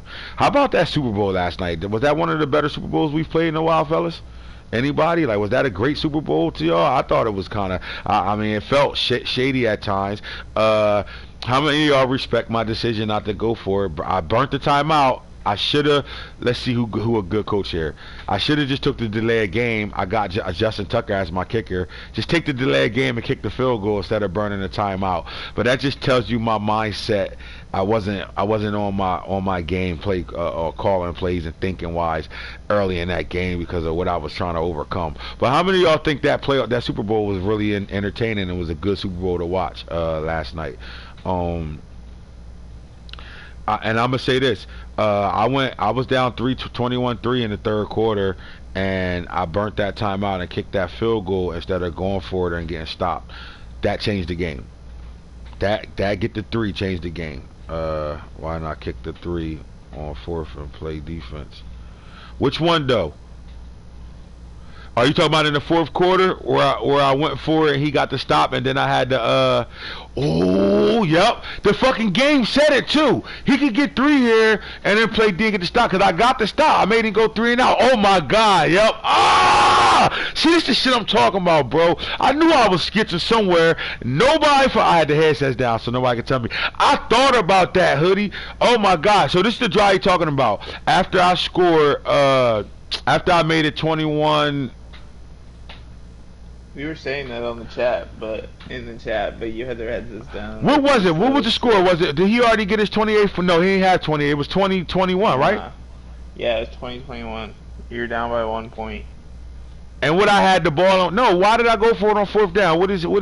You stopped him after you had momentum. Yeah. What part of the game was that? Because I went down there and I got back in the red zone. Remember, I got to it was 2nd and 7, and then he got that sack. Remember, he got that sack and made it 3rd and 17, and then I got stopped again, and then I went for it on 4th down. I should have kicked the field goal there.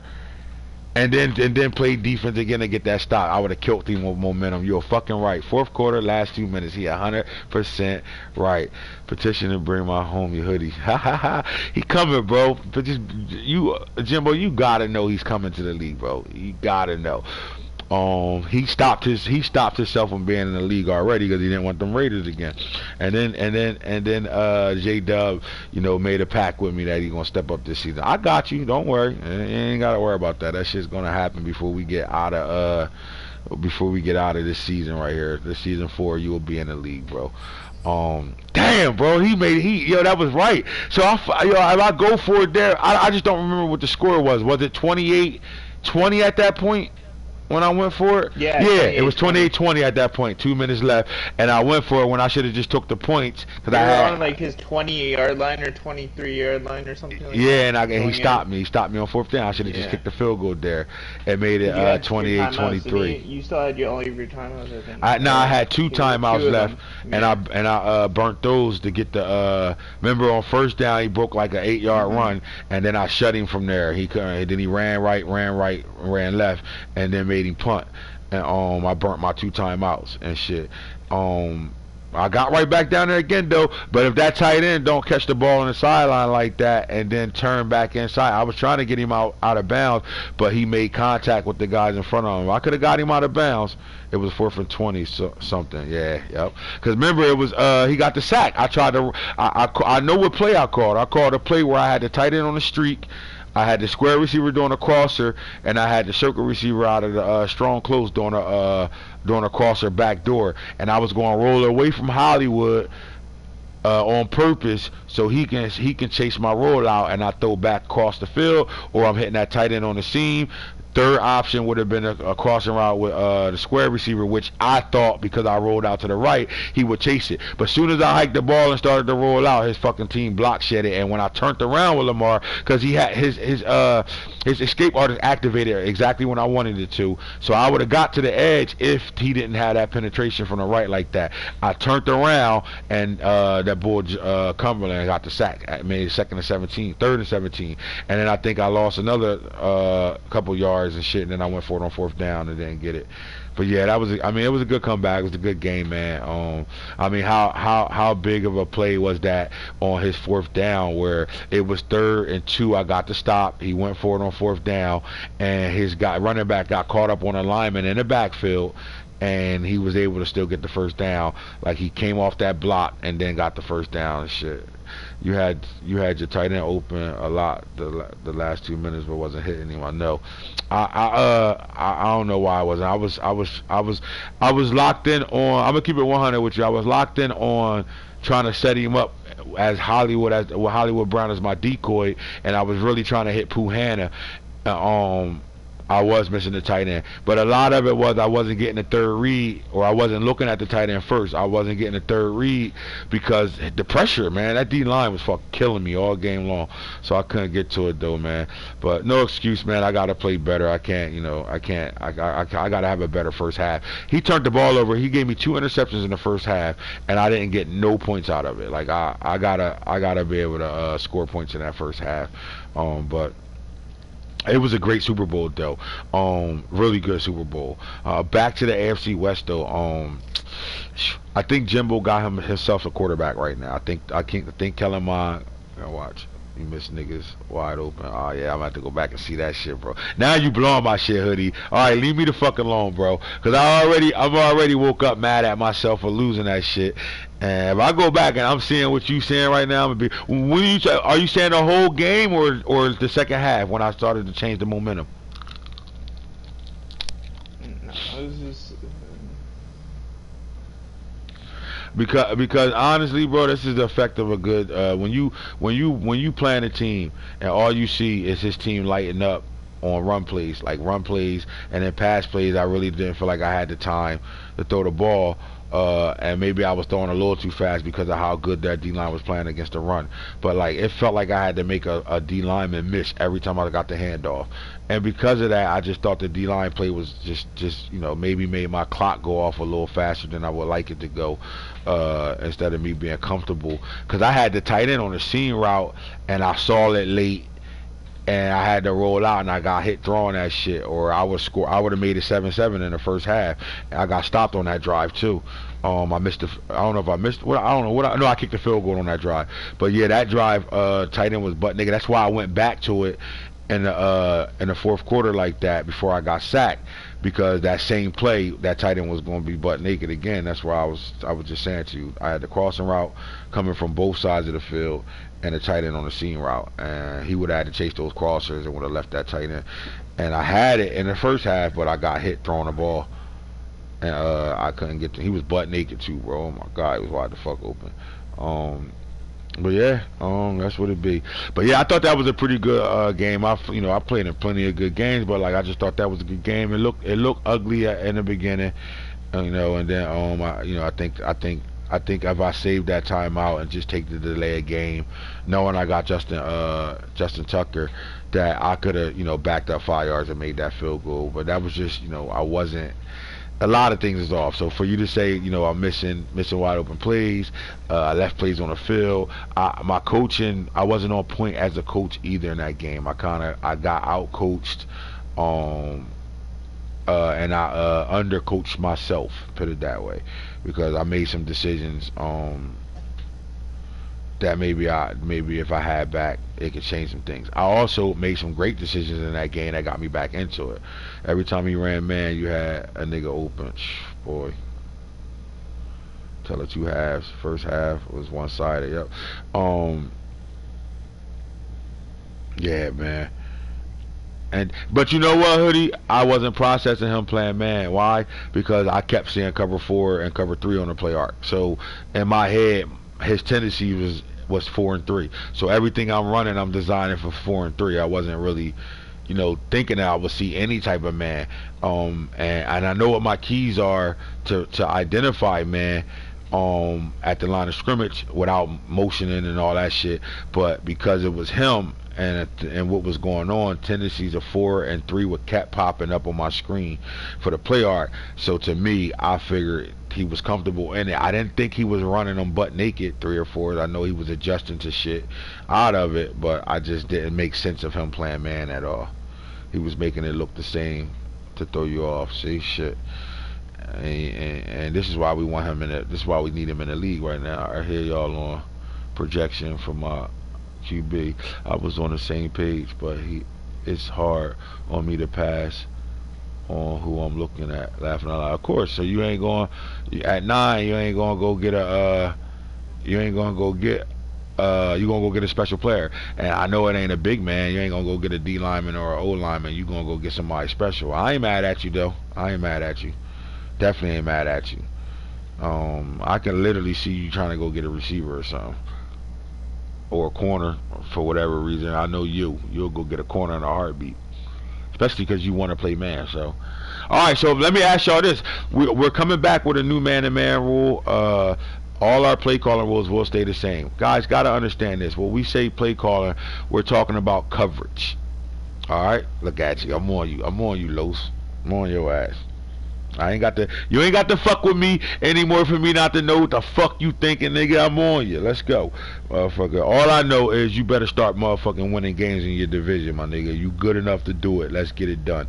All right, so when we talk about play calling rules, all right, we got 2 guys that got called out for play calling violations. All right, the Chargers was called out. He's in violation. He'll be coming up off of a draft pick, and I'm quite sure he's gonna have something to say about that. And the Bears is coming up off of a draft pick. Now, if guys lose their draft picks, they cannot replace that pick. All right. So if they, like, for example, the Bears lost his 2nd round pick, he cannot replace that pick with somebody else's 2nd. He has to eat that shit. That's what the penalty's for. What I will do is I will do this.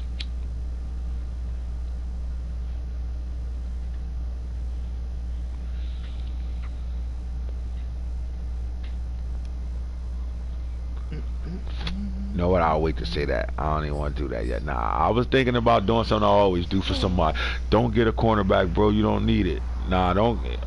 Hussein, get that deal worked out, homie.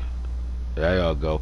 Don't go get a corner, bro. You don't fucking need it. Go get yourself. But see, this is the reason why, you know, you're going to get the player you want, but are you going to get the results you want? If you don't start building your team as a whole, and that's what separates me, Falk, and some of the top tier guys, because we're drafting our team, bro. We're getting, you know, I'm better than you at the 3rd corner, but I'm also better than you at my backup defensive lineman too. I'm better than you at my 3rd receiver. Like, we're building a whole team. We're going into draft 3, and if you continue to get the same 2 players out of positions every year, what are you doing for your team? You're not building your team.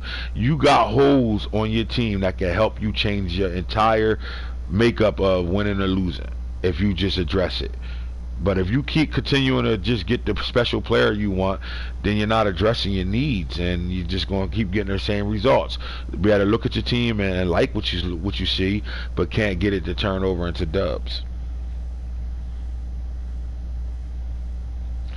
And I just ask a guy, you know, that kind of have like a Los mentality, just for one time, do the right thing, and then see the results. And if the results is wrong, hey, what do you care? You still got another draft, got 10 more drafts in this league, and then you got real draft coming up right behind it. So you got plenty other times to get it fucked up.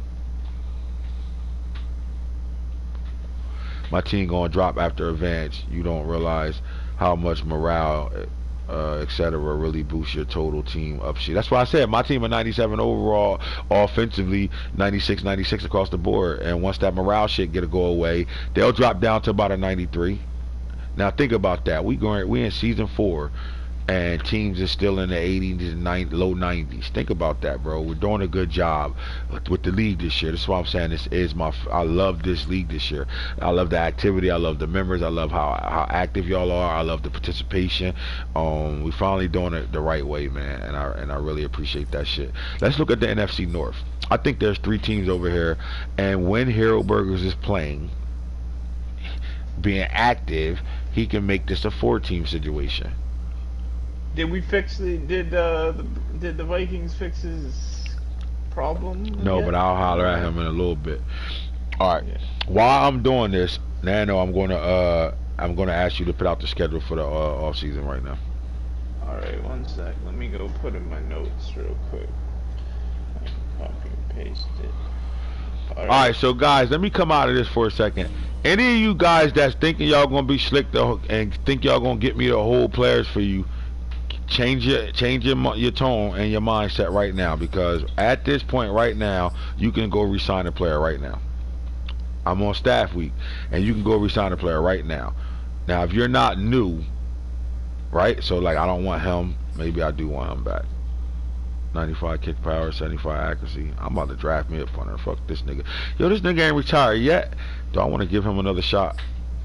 Damn, my nigga Nick Boyle too, bro. I'm starting to lose real niggas now. Oh my god. But as you can see, you can sign these guys back. Maybe I give him this contract. Let me see what he's talking about. Nigga, I ain't say Nick Boyle. Hey, son. You want me to make the off-season schedule, or? Nah, I'm gonna tell you what to do. I got you. Okay. My team. Oh, y'all seen that? All right, so y'all can still go here right now for those that's not going to better make tonight's situation, and we will go to damn, that's torture. It's gonna be torture for some of you guys. We'll figure it out though. I mean, I ain't gonna better please all 32 people, so it is what it is. Blame D West, or we'd have been drafting last night.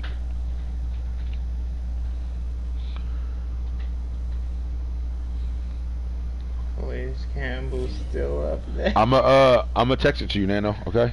So, I'll text you the off-season schedule while we're doing the show. All right, so let's get back to 2023 season, the recap of the season. Let's look what we had. So Ronald Jones has won an MVP for the third straight time. Coach Joe Judge for the Giants has won his first Coach of the Year. Ronald Jones was the Offensive Player of the Year.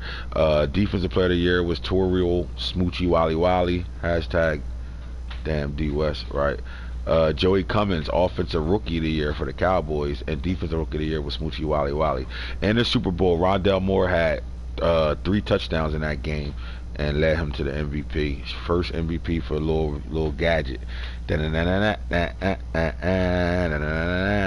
Rondell had 3 touchdowns on me. Caught an out for the first touchdown, then he caught an in route in the back of the end zone for the second touchdown, and then he caught that over the shoulder crossing route where I was the linebacker and I should have clicked onto the fucking corner like I did all the whole game, but I was so close there as a user.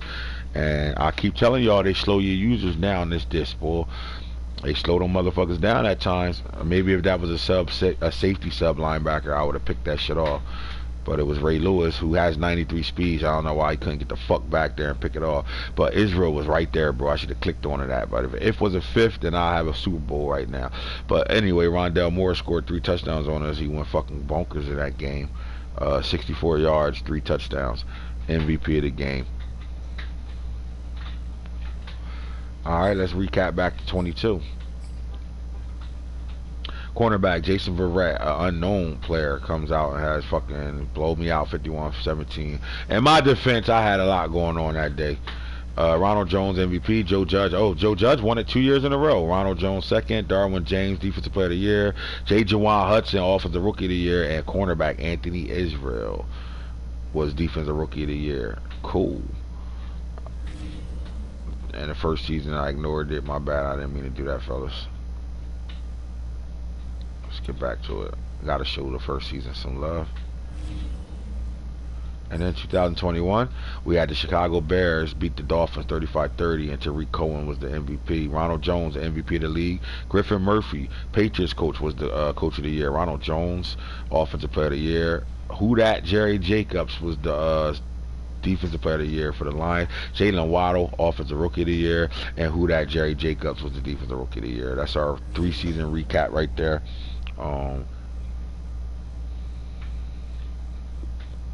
Now let's get back to the NFC.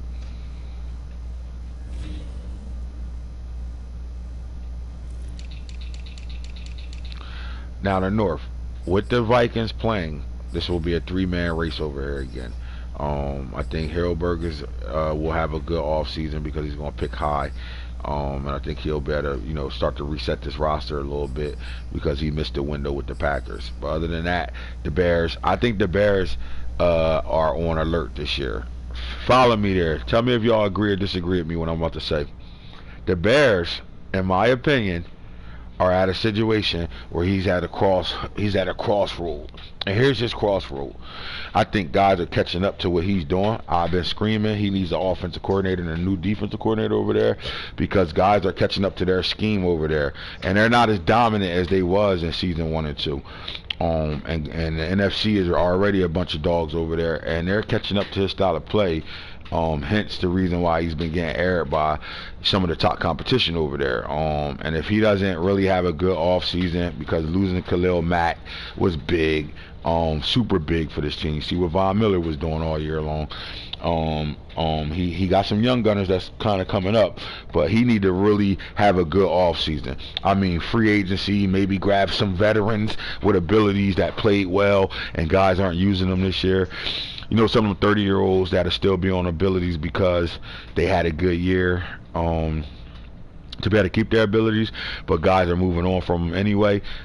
Get some of those guys to help this young roster out, to be able to build some real better gelling with this team, because I don't know if they are, you know, in a position to be as dominant as they have been, because I just don't think play calling right now and guys are just catching up to him. Like he got a Super Bowl in year 1 where he shouldn't even have been in that game, but he got there.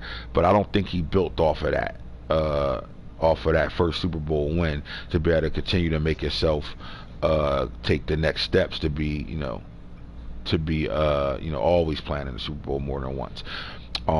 Usually the team that wins the Super Bowl, their team takes a leap the way their team is developed. That Super Bowl usually puts your team in a situation where, it can change the outcome of how you was building. Look at Falky. He complained about not being able to develop his players all year, because he really didn't know none of the stuff to do to help to develop his team outside of playing and doing good things with your players. And then won that Super Bowl and his team jumped up to, damn near the same overall as mine. So that tells you what he's doing over there, and, a guy that's winning stats and awards and all that shit. But the Bears had that opportunity and they didn't do that. So I think, we're going to see a new offensive coordinator over there and a defensive coordinator on this team. And with that, that means there's going to be a jail process that's got to happen. And so I like the Lions and the Vikings when the Vikings is playing. In the NFC South, as much as Craig thinks, he's safe over here, he's not. The Saints, it can push them, and I like the Panthers coming up as well. Right. I don't care anybody's opinion about McCoy's. I know. I've been in the same division as this guy. I know what he's capable of. So until he proves what he's capable of, I'm not gonna crown him anything. But what I'm saying is, you're not gonna continue to be beating him by 50 and putting up 70s and 60s on this guy. And I think if is there anybody that know how to build a team, he does. And the Saints are already proven what he on his way to, but the Saints is under the most pressure in this division. Here's why. They are going bonkers offensively. They are doing some good things defensively. Their team is getting built. They really went through the draft. Their young gunners is balling right now. And the Saints got to, their quarterback is they got to capitalize off the momentum of what they got going on. Everything is all eyes are on the Saints, but they got to be able to make that next step and make it to the playoffs. Yeah. I don't know what's up with the Falcons. To be honest with you, I don't know what's up with Coach 404. I haven't kicked it with my boy in a while. What I do know is that he know how to draft, and he put a team together. Now, to get that team to play for him, I still think that he's still trying to figure out the system and getting all the right pieces on defense to better run his system. Other than that, I think offensively, this team is golden. I think, I don't think this team is a 6-11 team year in and year out. I think they are ready to be, a team that win ball games, bro. And I could see this team really finishing a game or two over 500 if, I don't know. I just don't. It's something about 404. I just can't wrap my fingers around. Like, I don't understand. You know, I think the team makeup is there. It's nothing. I mean, he got everything he need to really be successful over here. But is he going to play that style of football to be able to be successful over here? The NFC East ain't nothing I can talk about but the NFC East. What I do say is this: Cowboys, Eagles, and football team all got pressure on them. Here's their pressure. If you let the Giants win the division this year, and this is the year to get him, trust me when I'm telling y'all, this is the year to get him. If y'all let him win the division again, I don't think somebody else is going to win this division for another 2 to 3 seasons. This is the best opportunity. He's coming in with a new quarterback in Elijah Manning, and you don't know what you're gonna get with him. He's basically a rookie, even though he sat on his roster. He's basically playing with a rookie. The football team has to take that next step in the second half of the season. We don't care if he come out 7-1, 6-2, none of that. We want to make sure he winning games at the back end of the schedule.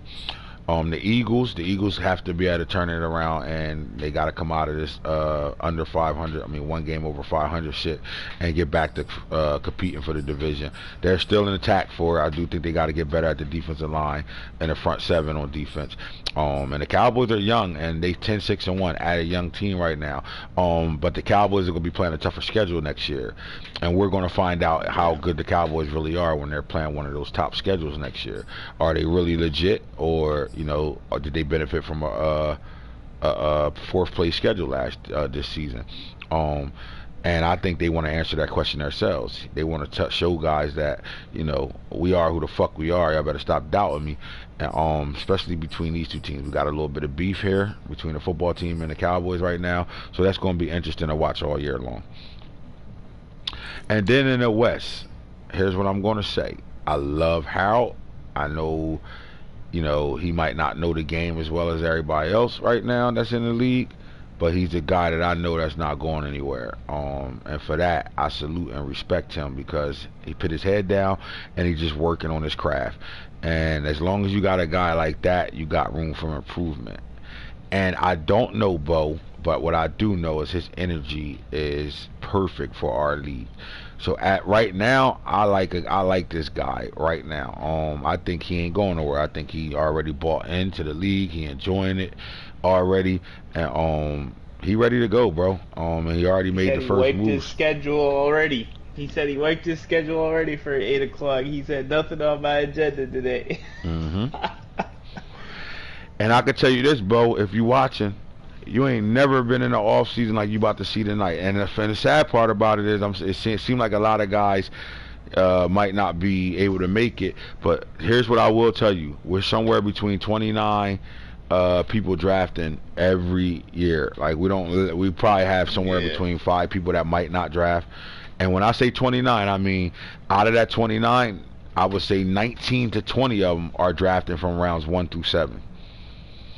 You're not going to see an off season like this, boy. You're going to learn some shit today, and you're going to learn some shit, and then you're going to be amazed at what come out the draft when you see the draft class and it come out. I'm gonna tell y'all guys this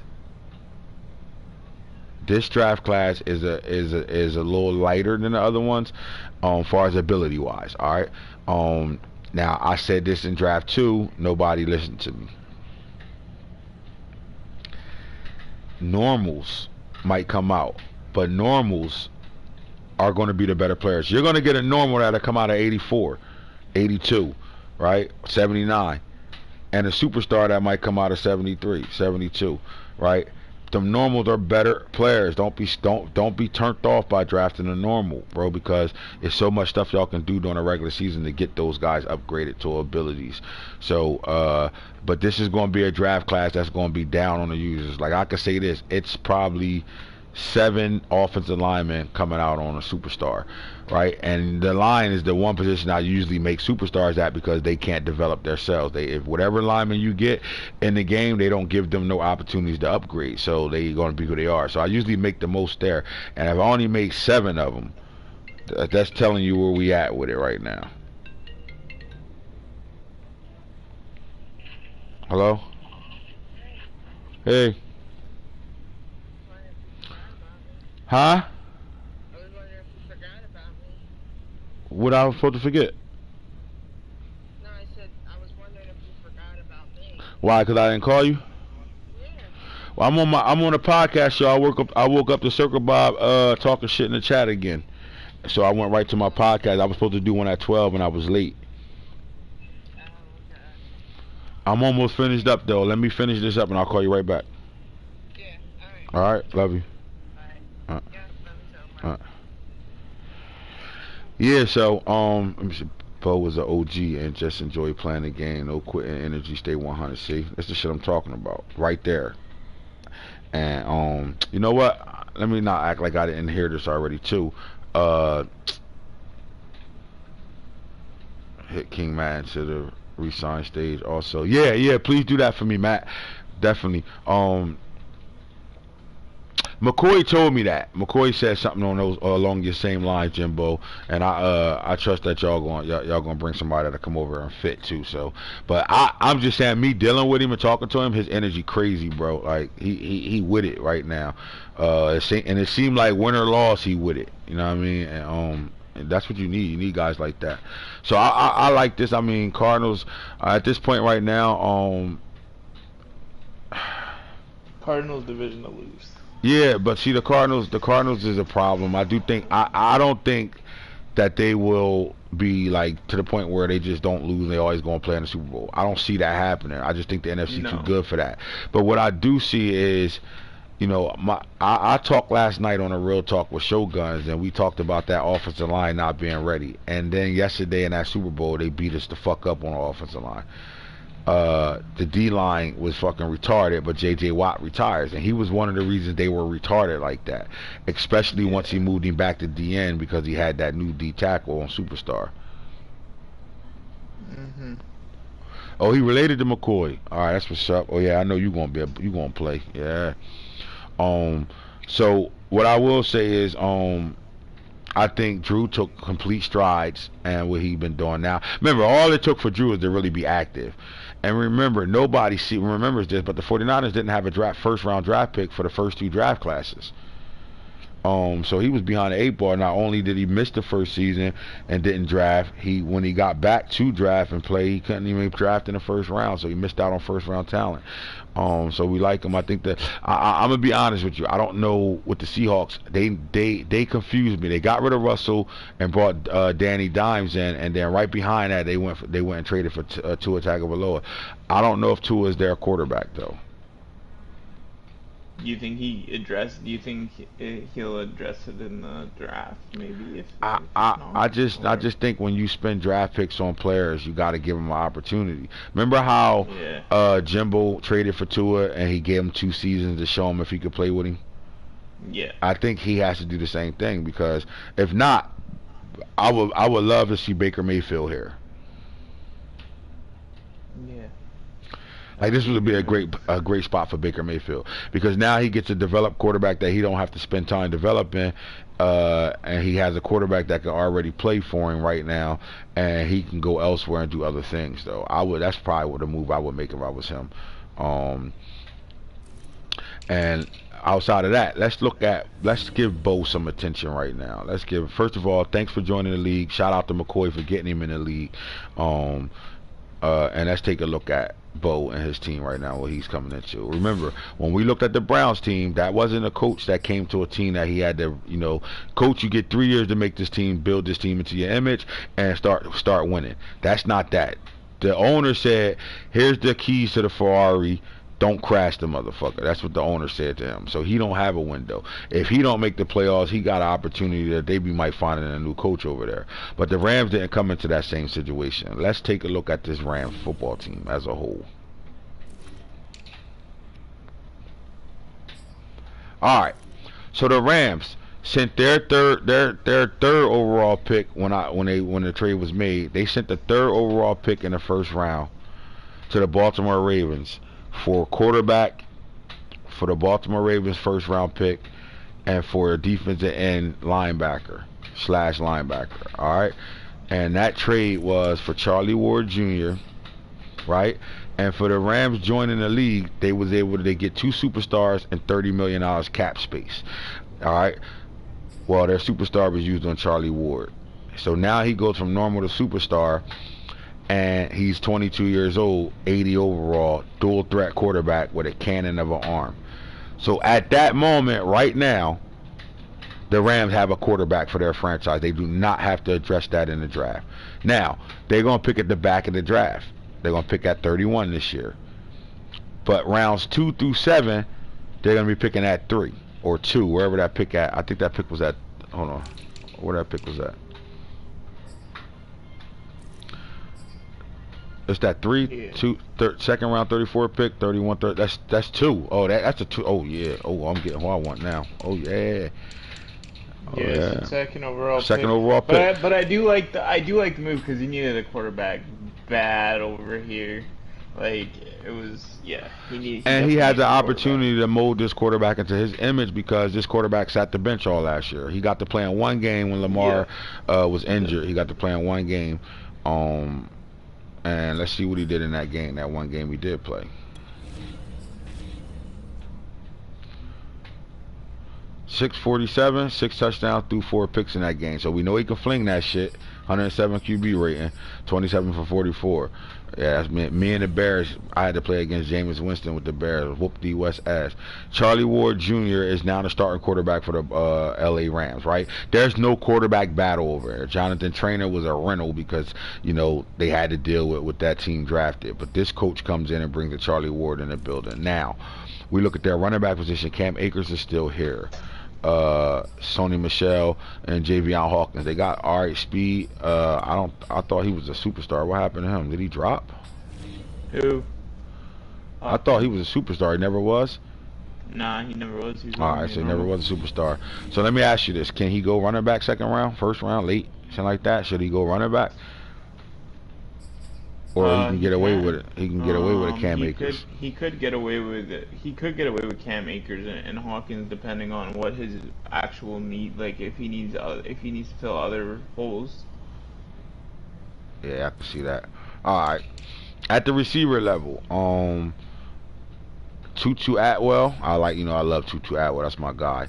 And Scotty Miller, they kind of the same receiver. I would trade Scotty Miller. I would get rid of him.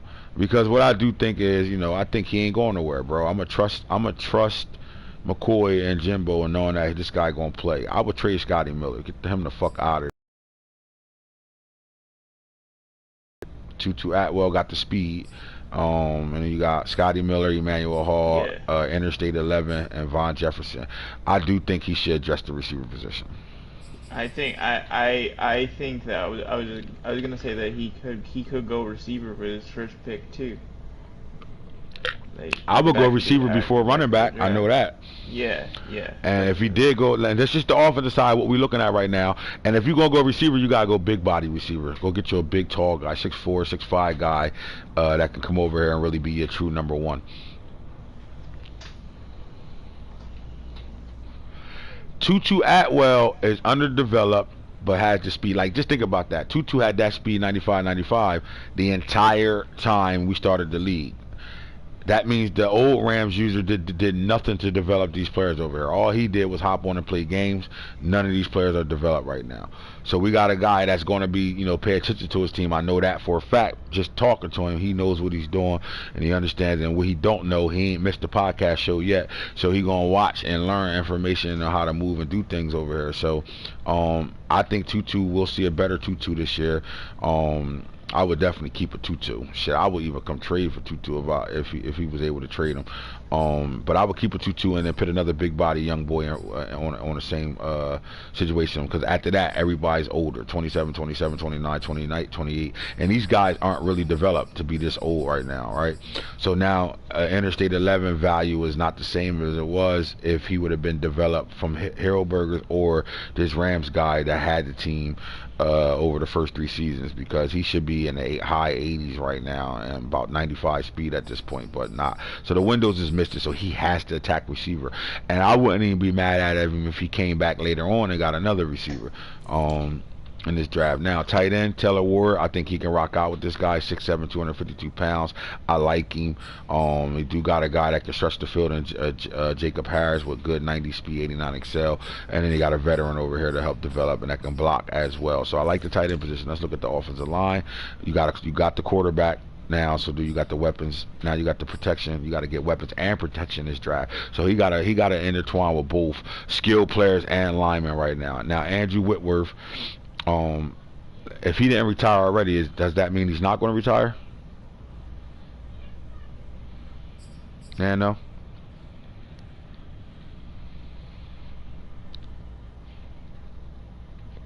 Anybody watching can help me with the answer to that? If he didn't retire already, is he not going to retire? Like, I mean, he's 42 years old on Superstar, so you're probably going to lose this ability here.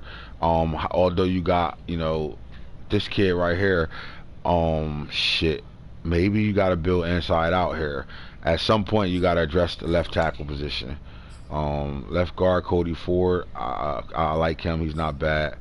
And Gary Stockton, not bad either. This guy will never see the field. At center, you got Brandon Linder, 32 years old. Ryan Watson. We need help on this line so far. It looks like the line gonna need play. You got Austin Corbett, he's solid as shit.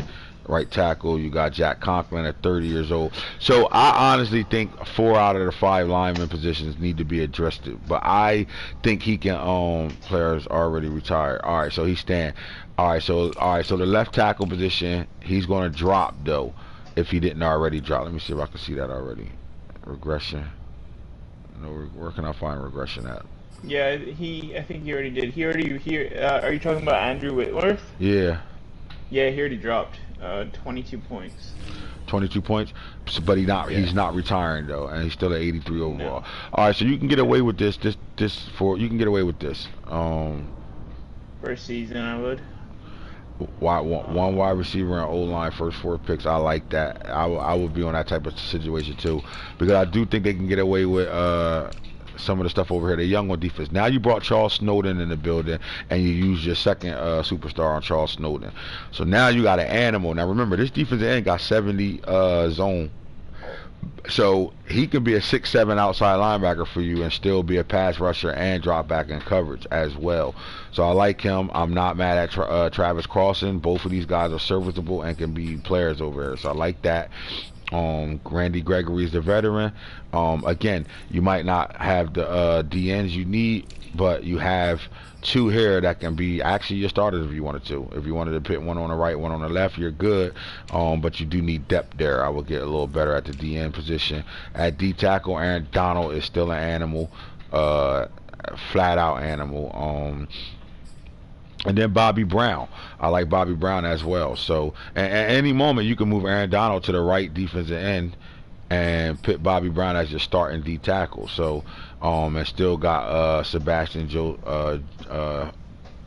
Day here.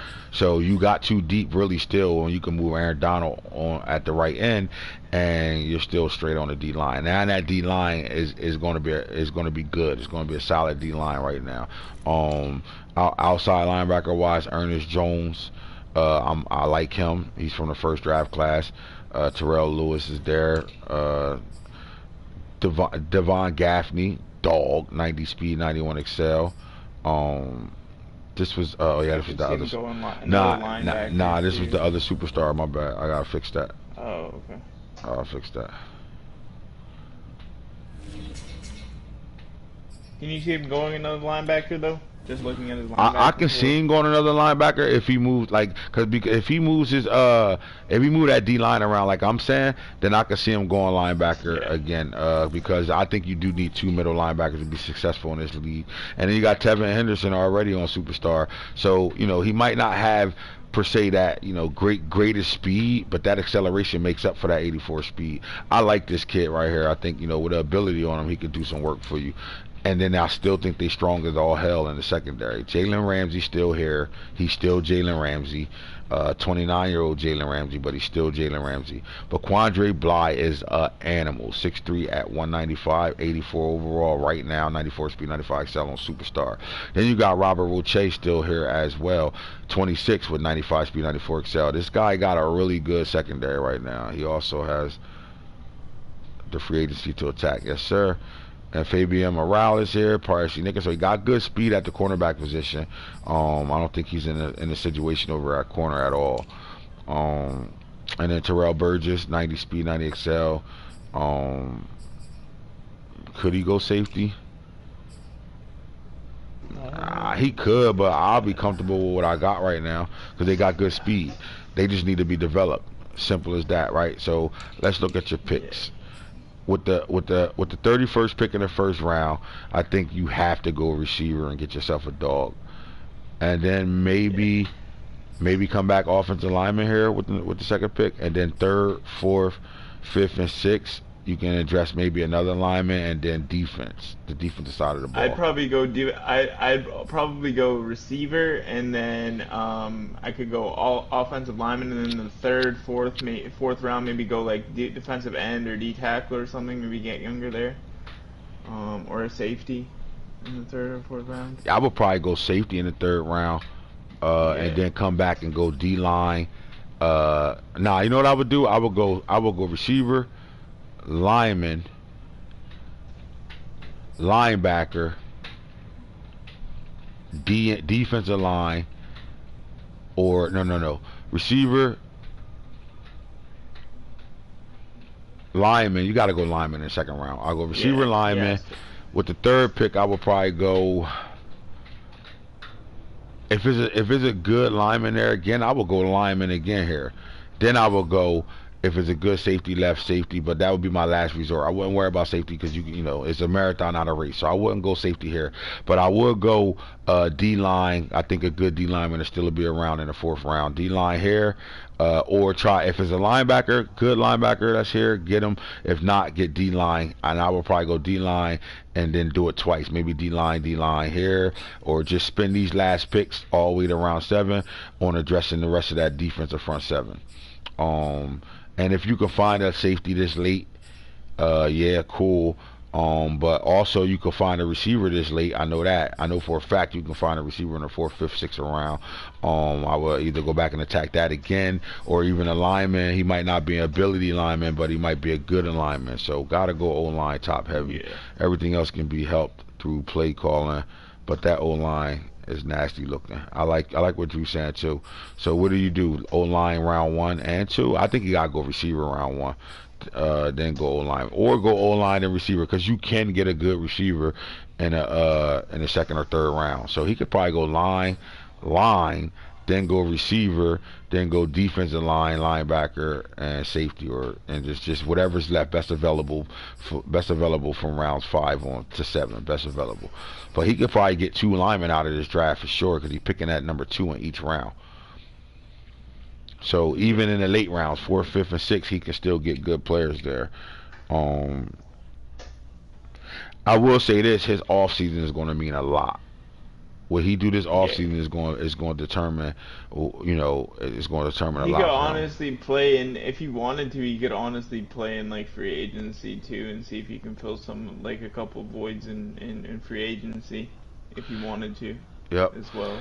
And Drew make a whole lot of sense. His first 2 picks are back to back, because he's picking at 31, then a 32 team pick, then the number 1 team in the first round pick, which is the Browns, and then he come right back up 3 picks later. So it goes. Oh, wow. He picks, then his Falk pick, Browns pick, then him again.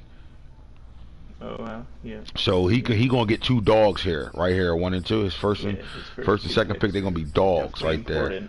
Yeah, so that's very important how he attacked that. So I would probably do receiver, because I think you get a good, super good receiver right here. But I think there's enough receivers in this draft for you to go best lineman at 31, and then come back and go receiver in the second round. Then go, maybe lineman again here, and then the rest of these picks you can address your front 7 on defense from 4, 5 to 6 to 7. So from 4 to 7 you can kind of address your defensive line and linebacker group with those picks. He's in a good situation, I'll tell you that. He's in a good situation, man. And if he can maybe offer somebody like a Scotty Miller and get something for Scotty Miller, if the rules allow that to happen, get rid of Scotty Miller and get another pick, then it makes it even better for you. So But I like what he did. I know he got his franchise quarterback right now. Now he just got to play the roster catch-up game because he's coming from a coach that had no idea what he was doing besides playing games. That's it. All the old Rams did was line up and play a game when he did play. That's it. He didn't know how to develop. He didn't understand the franchise staff points. He didn't understand nothing. He just knew play the game, and if your team looked better than his, he told you about it. He told you about yourself. And that was it. That's what he did. So now he got to do a lot of outside of playing game management. This is a team that needs to be developed and needs to be treated as if he need a dog receiver. Hell yeah. It needs to be treated as, your baby. Like you gotta really clean up all the stuff on the outside. So when you do take that car out, the inside of that car got to be clean, bro. That's what I'm gonna say. Clean that car up, man. Don't have weed, guts, and mouth shit all over your motherfucking carpets and shit in your car. Clean that shit the fuck up. And then, when you bring it out, it look good on the outside and the inside. I'm talking about get that shit together over there. Alright, now if you watched all 3 of those shows in the last 2 days and you like the video and commented in those videos, I got something for you. Do not tell me what you want. I will do something for you myself. Alright, so all you got to do is screenshot that you watched all 3 of the videos and liked it and show the proof of it. You don't have to show me that you commented. I need the like. Show me that you liked the video, all 3 of them, and I will be able to go back and see who commented and on the videos or not. Alright, so now what I'm about to do before we get off of here, I'm about to make the schedule for the off season right now. It's 3:47. We're going to go to re-signing stage in a few minutes.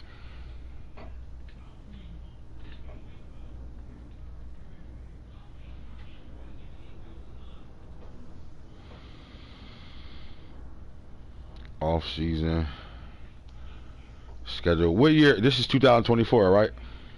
Yeah, it'll be 2024. 2024 off season schedule.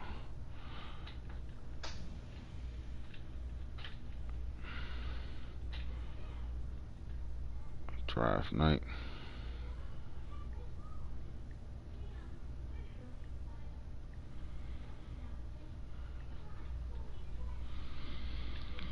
Yeah, send him to Max.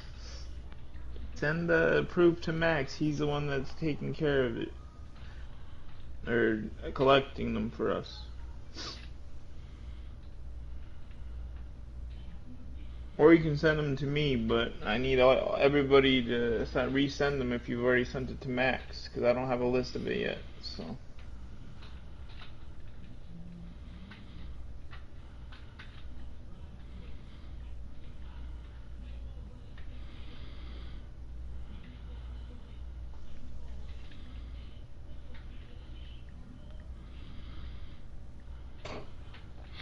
Please use this time to make trades. And GM.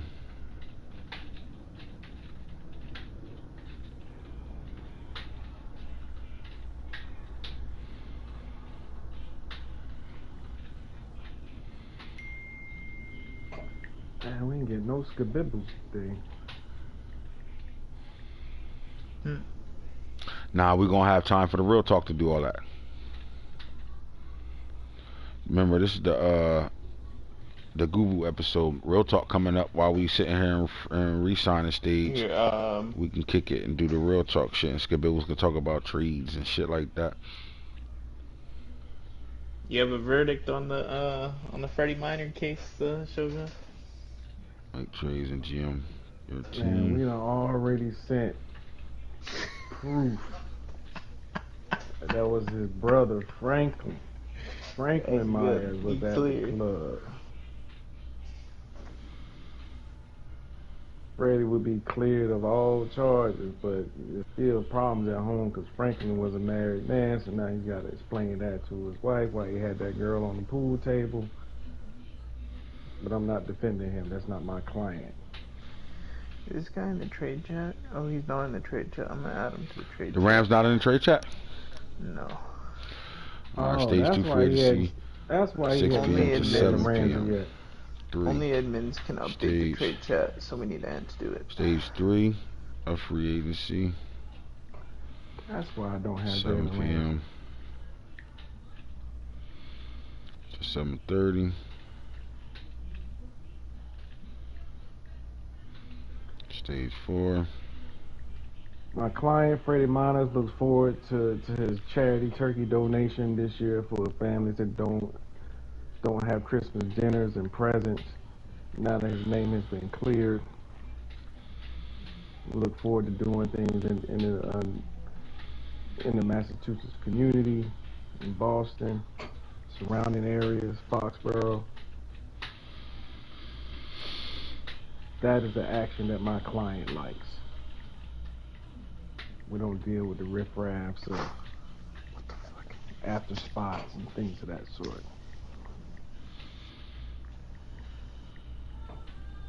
The actual Free Freddie. Free Freddie. Justice for Freddie. Justice for Freddie.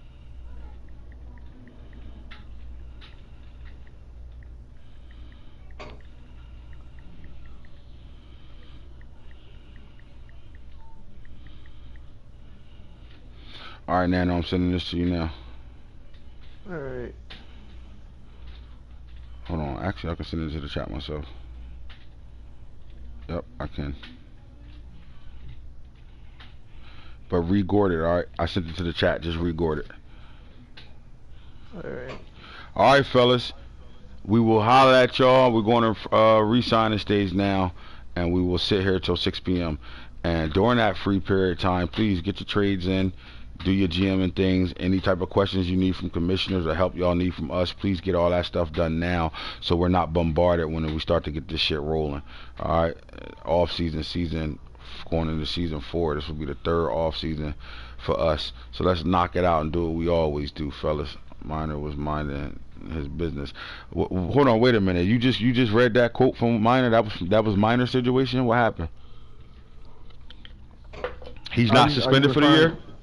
Are you referring to my client? Yeah, your client, Freddie Miner. Is he suspended? He not suspended for the year? No, my client has been cleared of all charges. So was it his brother?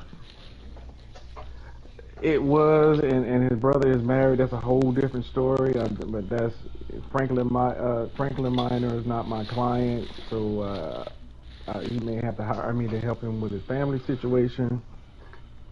But as I stated, my client looks forward to handing out turkeys and gifts for less fortunate families. That sounds like some guilty shit to me. That sounds like he got off with a lesser charge and community services involved. No, this is charity service, not community. This is part of his charity that we're starting in the Foxborough community for less fortunate families. Alright, well, that's breaking news. We'll talk about that with Rahim Skibibbles. Justice for Freddie. Oh, Lord. Big Snoop Dogg. Alright, fellas. We'll be back. Tune in somewhere between 4 and 6 to the Real Talk Show. Tune in. You heard? Holla at us, man. Appreciate y'all riding with me. And, again, riding out with me through the first part of this segment. That wasn't my energy where I wanted it to go, but you always get those guys that play that slick roll where they want to throw shit in there like they don't do nothing, they ain't doing nothing wrong, or they ain't doing the things they need to do to get shit done. You know what I'm saying? But other than that, man, I enjoy the league. I think this is one of our best leagues right now, and I'm enjoying everybody that's involved and participating. Appreciate y'all, man. Keep rocking out. Holla at me.